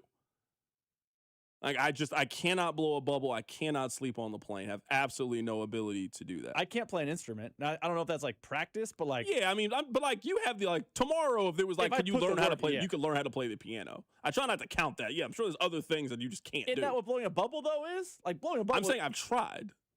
It's not like I've never ever tried before. I mean, it would be cool. I mean, I've chewed gums thousands of times in my life. I've never once, not even on accident, blown a bubble. And I was like, I did that. And I could I've never in my entire life, I've never blown a bubble. Now that the Royals have a new closer, because Lucas Ursegi's our closer now. I think that's very safe to say after the Carlos Estevez injury. Before, the plan 7, 8, 9 felt like it was pretty much intact for the Royals. Now that you remove Estevez from the bullpen, which is not a bad thing right now, and now you have Urseg as your closer, are you confident in the Royals' bridge to get you from 6 really good innings if you get from your starter, which I feel like is now an expectation with the Royals on a game-by-game basis? Do you feel like they have enough to get you from those 6 good innings all the way to your closer now with this injury? Yes. I was a person who, now listen, Estevez throwing the ball 72 miles an hour in surprise definitely shook my confidence. But before the season started, I was very confident in 2 things with the Royals. I was very confident in their starting pitching, and I was confident in their bullpen. I still remain confident in their bullpen. Steven Cruz, they brought to replace Carlos Estevez, was not bad for the club last year. He had like a 3.7 ERA and 40-some-odd appearances. It's not dominant, but that's good enough. You have Matt Strahm, who is really good. You traded for him over the offseason to bring him in from Philadelphia. Matt Strahm is really good. Put him in the 7th, put him in the 8th. You feel confident there. I have mostly confidence in Urseg. I wish he got more strikeouts, but I have confidence in Urseg. And now it's just a matter of finding 3 outs in that bullpen. And I think they have enough arms back there to find 3 outs. It will just be, you got to mix and match now. If the other team's bringing in a bunch of lefties, you might go with one of your loogies before you go to Matt Strahm. If they're bringing in a bunch of righties, you might have Steven Cruz. You might have Nick Mears out there ahead of, or John Schreiber ahead of, Matt Strahm. But I still remain confident in their bullpen despite Estevez heading the IL. Someone on the text line, people are giving up suggestions of things that they cannot do. Someone said, I played basketball my whole life. I still can't spin the ball on my finger. That is also something that I don't have the ability to do. Do you have the ability to do that, Rob? Can you just get a basketball and just keep spinning it on your finger? I mean, not for any sustained amount of time, but 5 to 10 seconds, I can get it. I don't think I could do the 5 to 10 seconds. 5 to 10, I can make it work. Have you ever seen the TikTok where they got all the Olympians from the Team USA to see who could do it and who couldn't do it? Mm-hmm. And it was crazy to watch Steph Curry not be able to spin a ball on his finger. Wait, that's the only thing with the basketball you can do. Literally everything else, you cannot spin it. Someone else on the text line says, I cannot swim backwards. I can swim forward, but I just don't get it. Someone else said, crossing a jump rope doesn't make sense to me. I could do that. What do you mean? When you make the X and you keep jumping. Oh, yeah, like that. You see the boxing workout videos. Yeah, I can do that. That's a practice one to me, though. That's not a skill you're born with. No one comes out of the womb and's I can crisscross a jump rope like you wouldn't believe. Someone on the text line 913-586-7965. C-Dot, do you have any family-friendly April Fool's pranks? So something we did actually here at the office with Sam Stevie was... Don't be saying we. Don't be lumping me in. You were part of it, too. You actually were the mastermind of it. What we actually did here at the office was I sent a company-wide email congratulating Sam Stevie, and then I got other people to start congratulating him as well. So then it just creates the ball of momentum that people are just congratulating him, and no one really knows what they're congratulating him for. So that was the joke today. So for a family-friendly one, I would just start a group chat and just randomly congratulate somebody. That's what I would do. I would just randomly congratulate somebody. Can you imagine someone's group text today just pops up with, hey, man, congrats. And everyone's like, oh, congrats. That's what I'm saying. What for? I would just get 15 people in your family and just be like, hey, I want everybody to congratulate so-and-so. And then, like, I would just mute the thread and just delete it. Like, I've done my work. I'd be like the Joker when he blew up that hospital and just walked away. That's what I love to do. Just go in there, mess things up, and then just leave. That's what I would suggest. I will say the best part of your prank in the office today was when you told everyone if they see him in the halls, just stop him and just tell him how excited you are for him. So as he's walking around the building trying to work, random salespeople will be like, Sam, come here. I got to talk to you. Congrats. Someone said I can't parallel park. That's a learned skill. Also, it definitely is. Also, in 2026, cars have rear view cams. Ain't that hard. I think it's you got to get your brain to understand like the right and turning it. I actually think parallel parking is a little bit more of a skill. I live downtown, so I mean, if you can't parallel park, then just living downtown is just not going to be very fun for you. Like that's a skill that you were going to have to learn to be able to do it at some point, because that's going to be the only way you can get to certain parking spots. Is just you're going to have to know how to parallel park. I mean, I can't imagine living downtown without being able to parallel park. You'd pay through the nose for a lot. That'd be a nightmare. Yeah, you're done. You have to learn it. Like, yes, just so I'm saying is like you get almost daily practice at being able to parallel park. Someone says I can't do the loud whistle with my fingers. So you know when people like put their fingers in their mouth and they like make the whistle. So yeah, I'm just very interested. What are things that you cannot do? I cannot blow a bubblegum bubble, or I cannot fall asleep on the plane. Like I have tried plenty of times. I've done where you got the early morning flight and you just don't go to sleep because you think you're going to go to sleep on the plane. Nope. I'm just up the whole time sitting there in the dark. Yeah, I cannot go to sleep on the plane. All right, coming up on the other side, we are going to reset everything. We're going to talk a little bit of high school / college basketball. Yesterday, Missouri had 2 players in the McDonald's All-American game. Kansas had a player in the McDonald's All-American game. They got a chance to get the #1 overall recruit again. So it's a very interesting time for the 3 local programs. And the Royals, as Carlos Estevez is going to the injured list. That's all coming up. Keep it right here. So Drive. The Drive with Carrington Harrison on your home for Royals baseball. 96.5, The Fan. Here's your traffic report on 96.5, The Fan. We've got a new problem near downtown 35 southbound at 670 eastbound. It is the right lane blocked. Still working that crash up.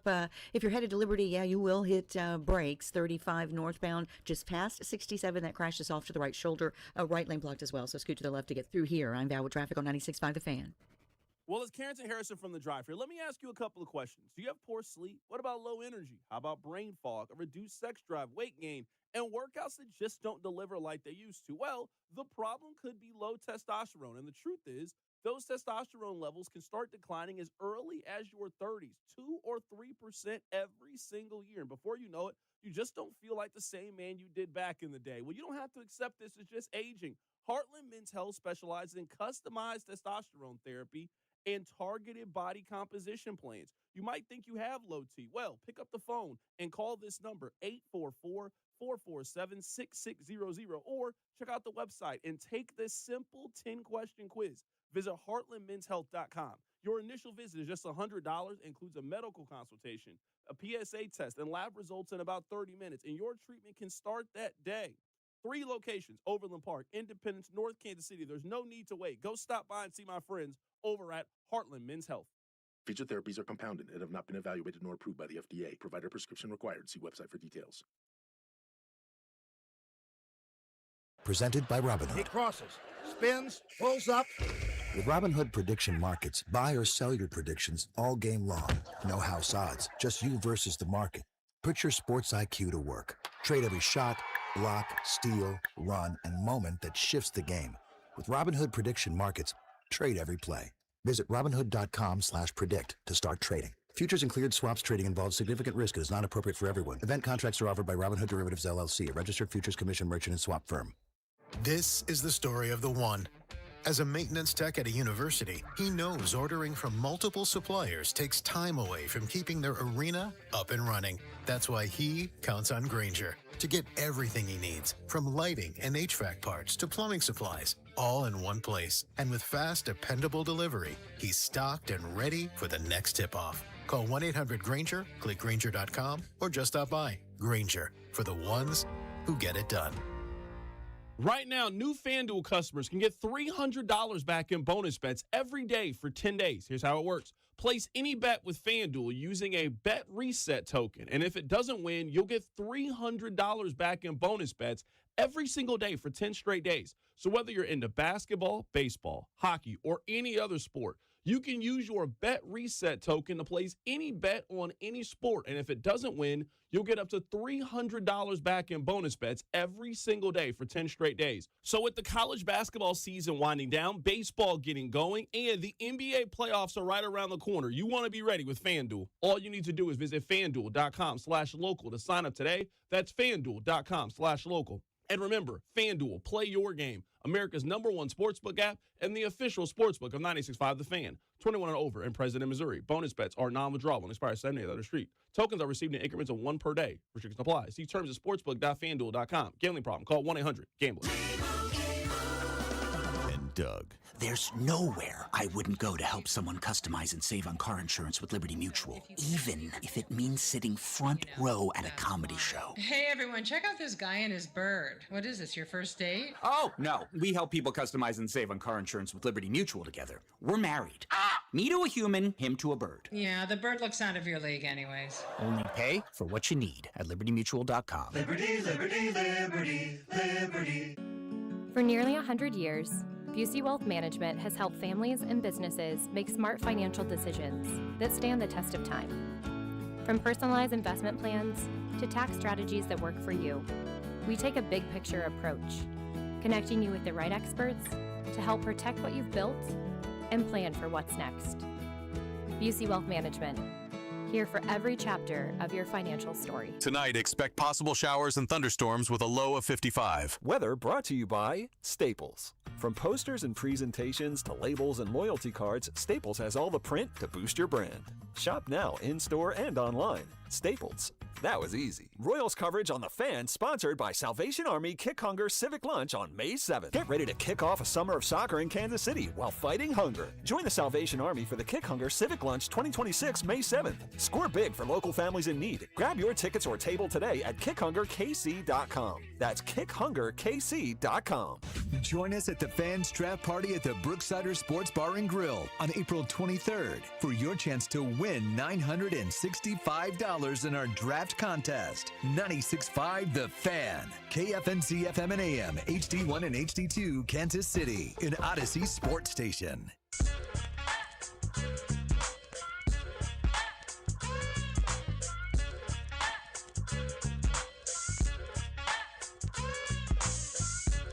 Congratulations on getting through your 9 to 5. My name is Carrington Harrison. Happy to be here with you on this wonderful, wonderful Wednesday. We are off at 5:30 today because of the Kansas City Royals. Let's dive right into it. So, Rob, let's do this. Let's shout out Baker University. We'll get to hit number one. Hit number one, how is Mustard is currently 1-0 in the hot dog derby. Ultimately, that's all that matters. And then we'll get to hit number 2, which is Carlos Esteves is on the IL. Your workday is over. Oh, yeah. You're headed home, and now you're stuck in traffic. Time to get caught up on the biggest stories in Kansas City and around the country with CDOT and Rob. It's time for the hits. Number 1. Karen, the hits are brought to you by the Salvation Army. Get your tickets today at kickhungerkc.com for the Salvation Army's Civic Lunch, which takes place on May 7th. You want to hear this? This actually just came across the timeline. This is being reported by Jordan Rania, I think that's how you pronounce his name. He is the NFL writer so he is Nate Taylor for the Giants, maybe a best way of describing it. The Giants pursued a trade earlier this offseason to try to go get Drew Tranquill. Drew Tranquill instead opted to take a pay cut to stay in Kansas City. So if you want to salute somebody, Drew Tranquill has definitely shown that he wants to remain in Kansas City, wants to remain a part of this defense. He could have kept his same salary, got traded to the Giants. I think the Giants are going to be significantly better this year due to the coaching changes. I think they've elevated the roster. He took a pay cut to stay in Kansas City. So salute to Drew Tranquill. That news just came out. Salute to him. Did he have a no trade? Like, do you think Drew Tranquill has a no trade clause? The way that story reads is the Giants pursued a trade, and then Drew Tranquill said, "Nah, I'll take a pay cut instead." I mean, I'm assuming. it just hurt my ear a little weird. I'm just guessing that the Giants were not offering up a significant draft pick for Drew Tranquill, and that's how the Chiefs lost out on pick 4. So if Kansas City was like, hey, we're going to get this 5th-round pick for you. And you're like, well, you know what? My salary's at $6 million. What if I make it $3.5 million? You know what? We'd rather have you than have this 5th-round pick. That is what I am guessing. But no, there's not a world in which I think Drew Tranquill can go to the Chiefs and say, you know what? I actually don't want to be traded. No, you can't trade me. I actually don't think that's the case. Now, I'm going to say this, and it's going to sound bad, but I promise you that we all are on the same page here. No one is rooting for athletes to get injured. Everybody wants athletes to stay fully healthy, be productive. I get all of that. Carlos Estevez being hurt is one of the better things that could happen for the Kansas City Royals. Let me explain. He has a significant arm issue right now. A significant arm issue. He was getting beat around. I mean, literally beat around in the spring. We weren't paying attention to it because of the World Baseball Classic, but the velocity numbers were clearly down. His fastball is topping out at 91 miles an hour. If you're throwing 91-mile-an-hour fastballs, I mean, you're throwing batting practice. You're throwing BP. You're rookie of the year is what you're throwing. He got hit in the ankle. He got hit in the leg on Saturday. I think the Royals already had a very difficult decision. Even if that doesn't happen, hey, something is off with Carlos Estevez. What are we going to do about what is off with Carlos Estevez? They don't have to answer that question now. He's on the IL. Whether you believe the ankle contusion, whether you don't believe the ankle contusion, I know he got hit on the ankle, but maybe it's something he could play through. This now gives them time to have Lucas Erceg be their closer, who I think right now is their best available option. It removes the choice and decision from their manager and from them as an organization, and also gives you time to get Carlos Estevez right. They could certainly use him this year. We're talking about a guy last year that was an all-star. We're talking about a guy last year that led baseball in saves last year. I mean, they could definitely use him for this upcoming season. But he was no good to him, the version that they trotted out there on this weekend. He wasn't good to them, the version that they had on Saturday. So, again, I'm not happy that he's hurt. I want him to get back healthy. I want him to get back to helping the Royals. But all of these games count with the Royals. And what at least not's going to happen on this show is, oh, well, it's early. Yeah, no, it's early. But the games that you give away in April and May, those games come back to bite you later on in the season. They all count for 1 in 162. So when you got a game that should be in the win column, as you had on Saturday, and you lost the game, I would say largely because you made the wrong decision with your closer, or your closer is not healthy enough to be able to help you, him sitting down for a couple of weeks to fully get right, get healthy, you give him some more starts, you give him some more opportunities down in AA and AAA, and you see where his velocity is at the end of the month, you just can't sell me that's a bad thing for the Royals. This is a blessing in disguise for the Royals. It is an odd sensation, and I would say, I don't want to say icky, but it's an odd sensation to have the news come across that Carlos Estevez is head to the IL with a foot contusion and Steven Cruz is up, and think this is a net positive for the Royals. And not even because I think Carlos Estevez is bad. Like, if we went out to Coffin tonight and polled, I don't know how many fans are going to be there when it's raining and cold in game 2 at home, but that's neither here nor there. And we went and polled every fan at Coffin tonight. Hey, do you think it's a net positive that Estevez has time to basically get healthy and get right at some point this season? Most fans would tell you, yeah, that's a good thing. So it stinks he took one off the foot. It stinks he's in a walking boot, according to Quatrero, or at least that was the situation on Monday during opening day. And now he's into the IL. It's good that it's not broken. It's good it's not fractured. I mean, those are positives, but it's also good that you get to get healed and then go on a rehab assignment. Go strike out some AAA guys in April. Go strike out some AA guys in May and have your velocity pop 93, 94 again, and you can help the ball club in June, July, August. You're a help to no one if you are battling a foot contusion and throwing 89. That's a recipe for losing baseball any time of year. Yeah, it isn't good. Like, to give you an example, I'm looking at some of the advanced analytics for him. I mean, it's ice cold right now. Like, if you were going off of the numbers, he is one of the worst relievers, just based off, I know it's a small sample size, but based on how he is throwing and velocity and all of those things, it was bad. It was looking real bad for him. I would say there were two major questions for the Royals heading into today. One's the lineup. I don't know how anyone can answer that for you other than just more ABs, more sample size. Like, what are you doing with your lineup? This is kind of what it is right now. Like, at least for the next 50 days, there's not really much to do with the lineup. This is the team that the Royals have, so they better make it work with the guys that they have.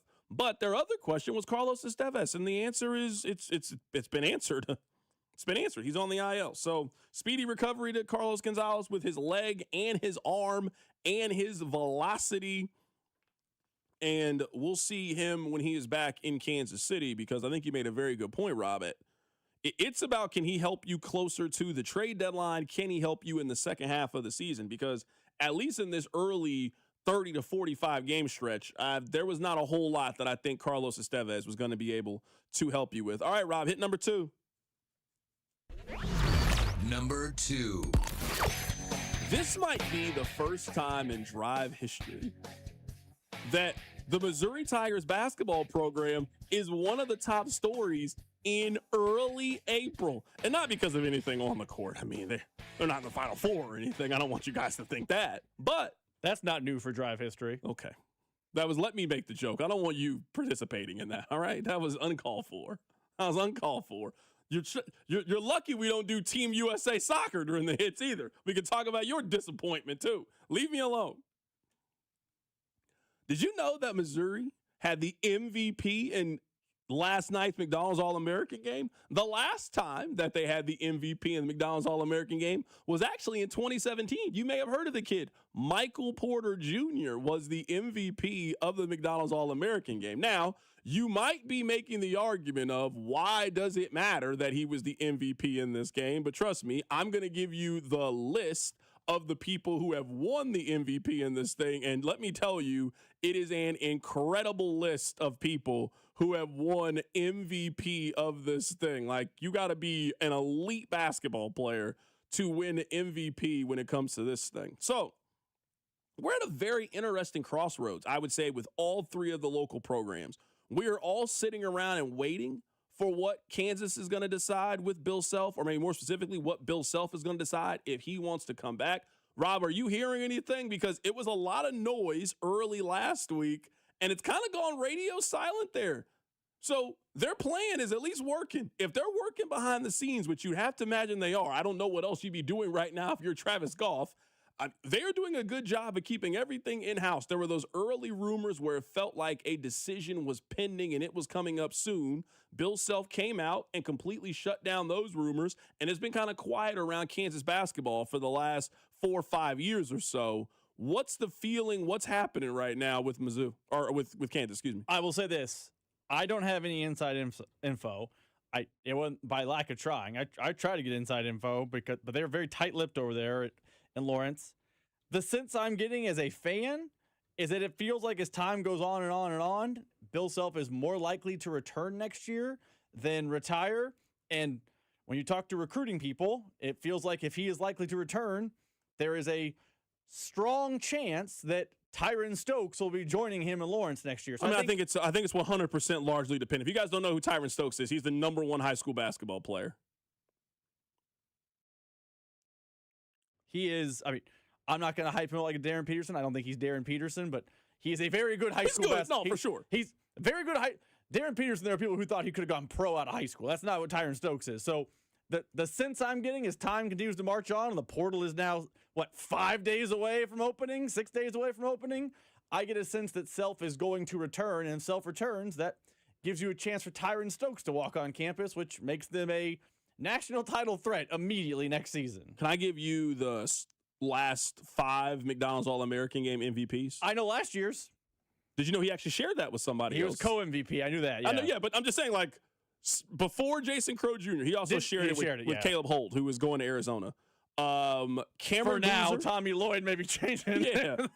It was Cameron Boozer, Darren Peterson, Derek Queen, Dylan Harper were the last McDonald's All-Americans, MVPs. I don't know. I mean, I feel like the kid might be good. Now, I'm telling you this. I don't think this is Michael Porter Jr., just in terms of hype, anticipation, all of those things. I don't think we fully understand how much the back injuries took away from how great of a basketball player that Michael Porter Jr. could have been. He has had significant, serious back injuries basically since day one. Is still going to end up being a guy who plays in the league for 10 to 15 years. He's playing in the league for a while. It's not Michael Porter Jr. Michael Porter Jr.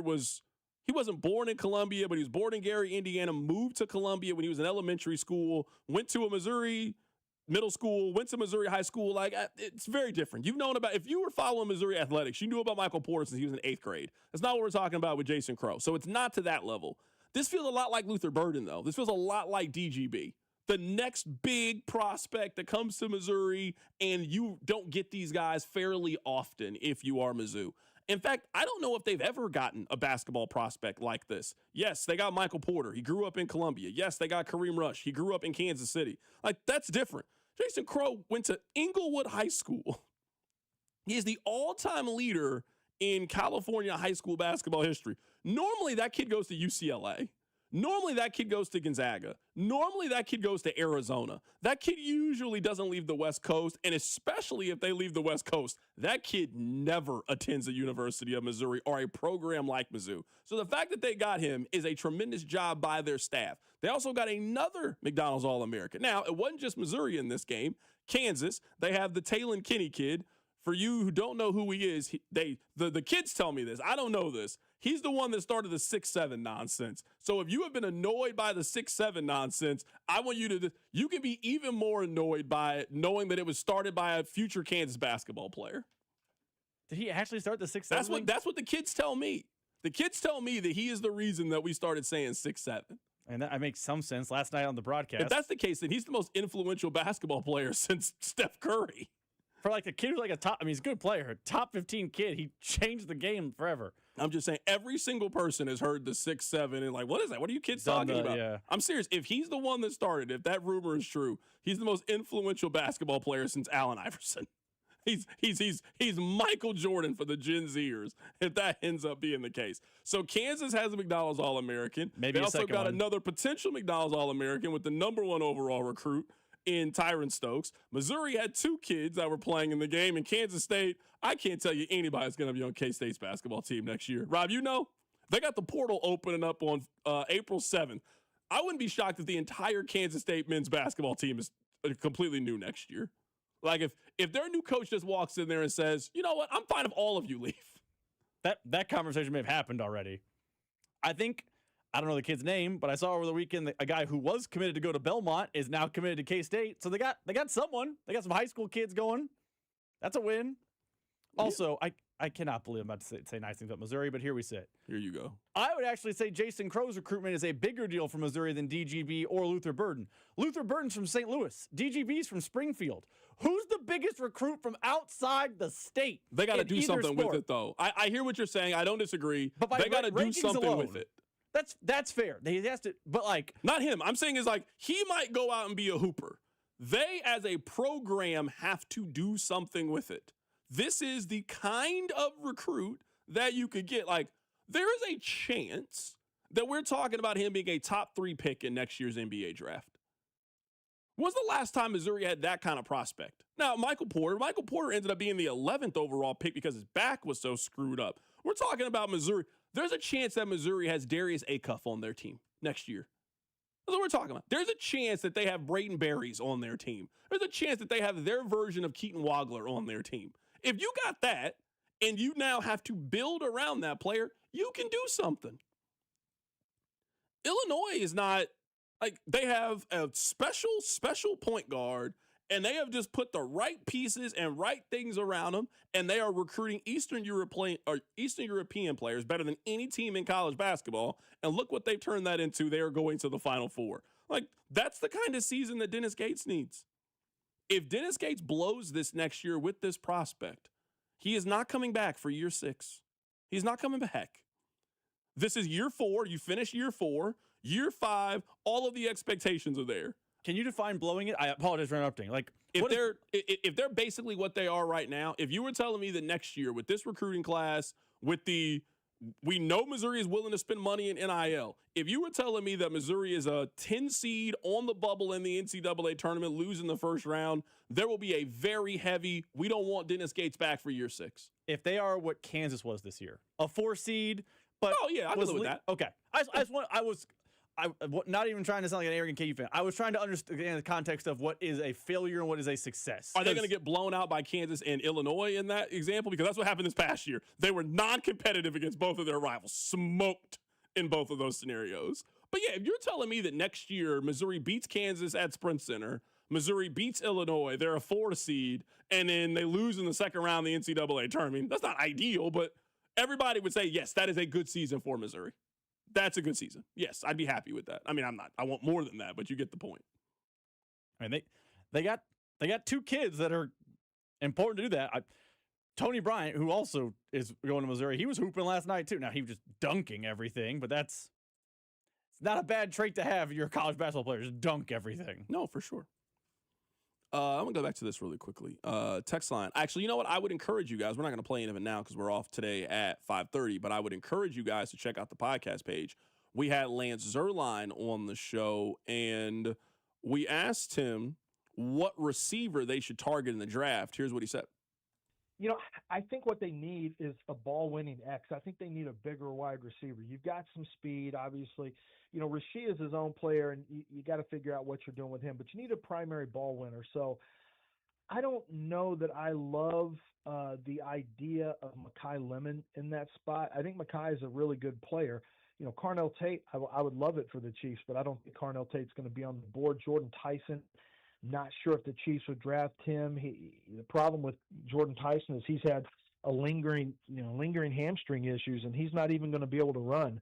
They're going to shut him down. They're not even going to run him. They don't want to risk having him not ready for, camp. So his agents have made a calculated decision not to even run him. I think he would have run in probably the low 4.5 range, which is fine. It's not a problem. I still think he'll go in the first. I don't think he'll go at a spot as early as where the Chiefs are drafting. Mekhi Lemon is a possibility. But in my mock draft, I gave him Denzel Boston with that second pick.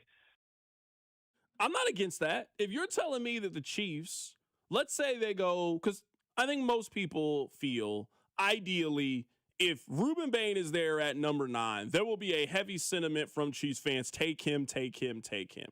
Let's say that Bain's off the board. Let's say that Bailey is also off the board. If they go corner with the 9th overall pick and they get that kid Delane from LSU, and then they go get a wide receiver in the back half of the first round, I'd be fine with that if that's how they plan to use their first 2 picks. I don't have any issues with that. You got an issue with that? I don't got any issue. Or if they get that kid from Texas A&M, that Concepcion kid, they get him at pick 29. Maybe they move up to 25 to go get him. If that's how they handle their first 2 draft picks, I'm not mad at that. I'm not mad. I would have real questions with their pass rush in that world. I think they're a better football team if they do those things, but I don't know that makes them. I still would have questions. Now, maybe they go Zion Young at 40. There's other pass rushers, but if all the pass rushers are gone by 9, I don't think that is the worst plan that could set. There are definitely worse plans that could fall through other than that. Before we get you guys out of here, I want to tell you this. Rob, did you see that Puka Nacua, he has placed himself into rehab, actually. This is not a April Fool's joke. Puka Nacua has checked into rehab and plans to be there for a lengthy amount of time. He had an alleged drunken New Year's Eve incident. I imagine that's from when he bit that young lady, allegedly. That makes sense to me. Like, you're checking into rehab right after that news story pops up. That would be That math makes sense to me. Yeah, quote. He was in there for a substantial period of time before any of these allegations. So it sounds like he maybe is leaving. Maybe that's what it is. Maybe I just read it incorrectly. But yeah, no, just want to pass that along to you. One of the best receivers, maybe the best receiver in the NFL, in rehab after more allegations from him. All right, we are off today. Royals day game tomorrow. Not sure what time we'll be on the air tomorrow, but you know what? I will be here after the Royals game is over. Take care of yourself. It's The Drive. Your off-season home for everything Chiefs football. Talking about the top story, the Chiefs, they have a new offensive coordinator. 96.5, The Fan. Hi, I'm Carter. And I'm Charlie. We'd like to share a quick story about a homeowner named Jack.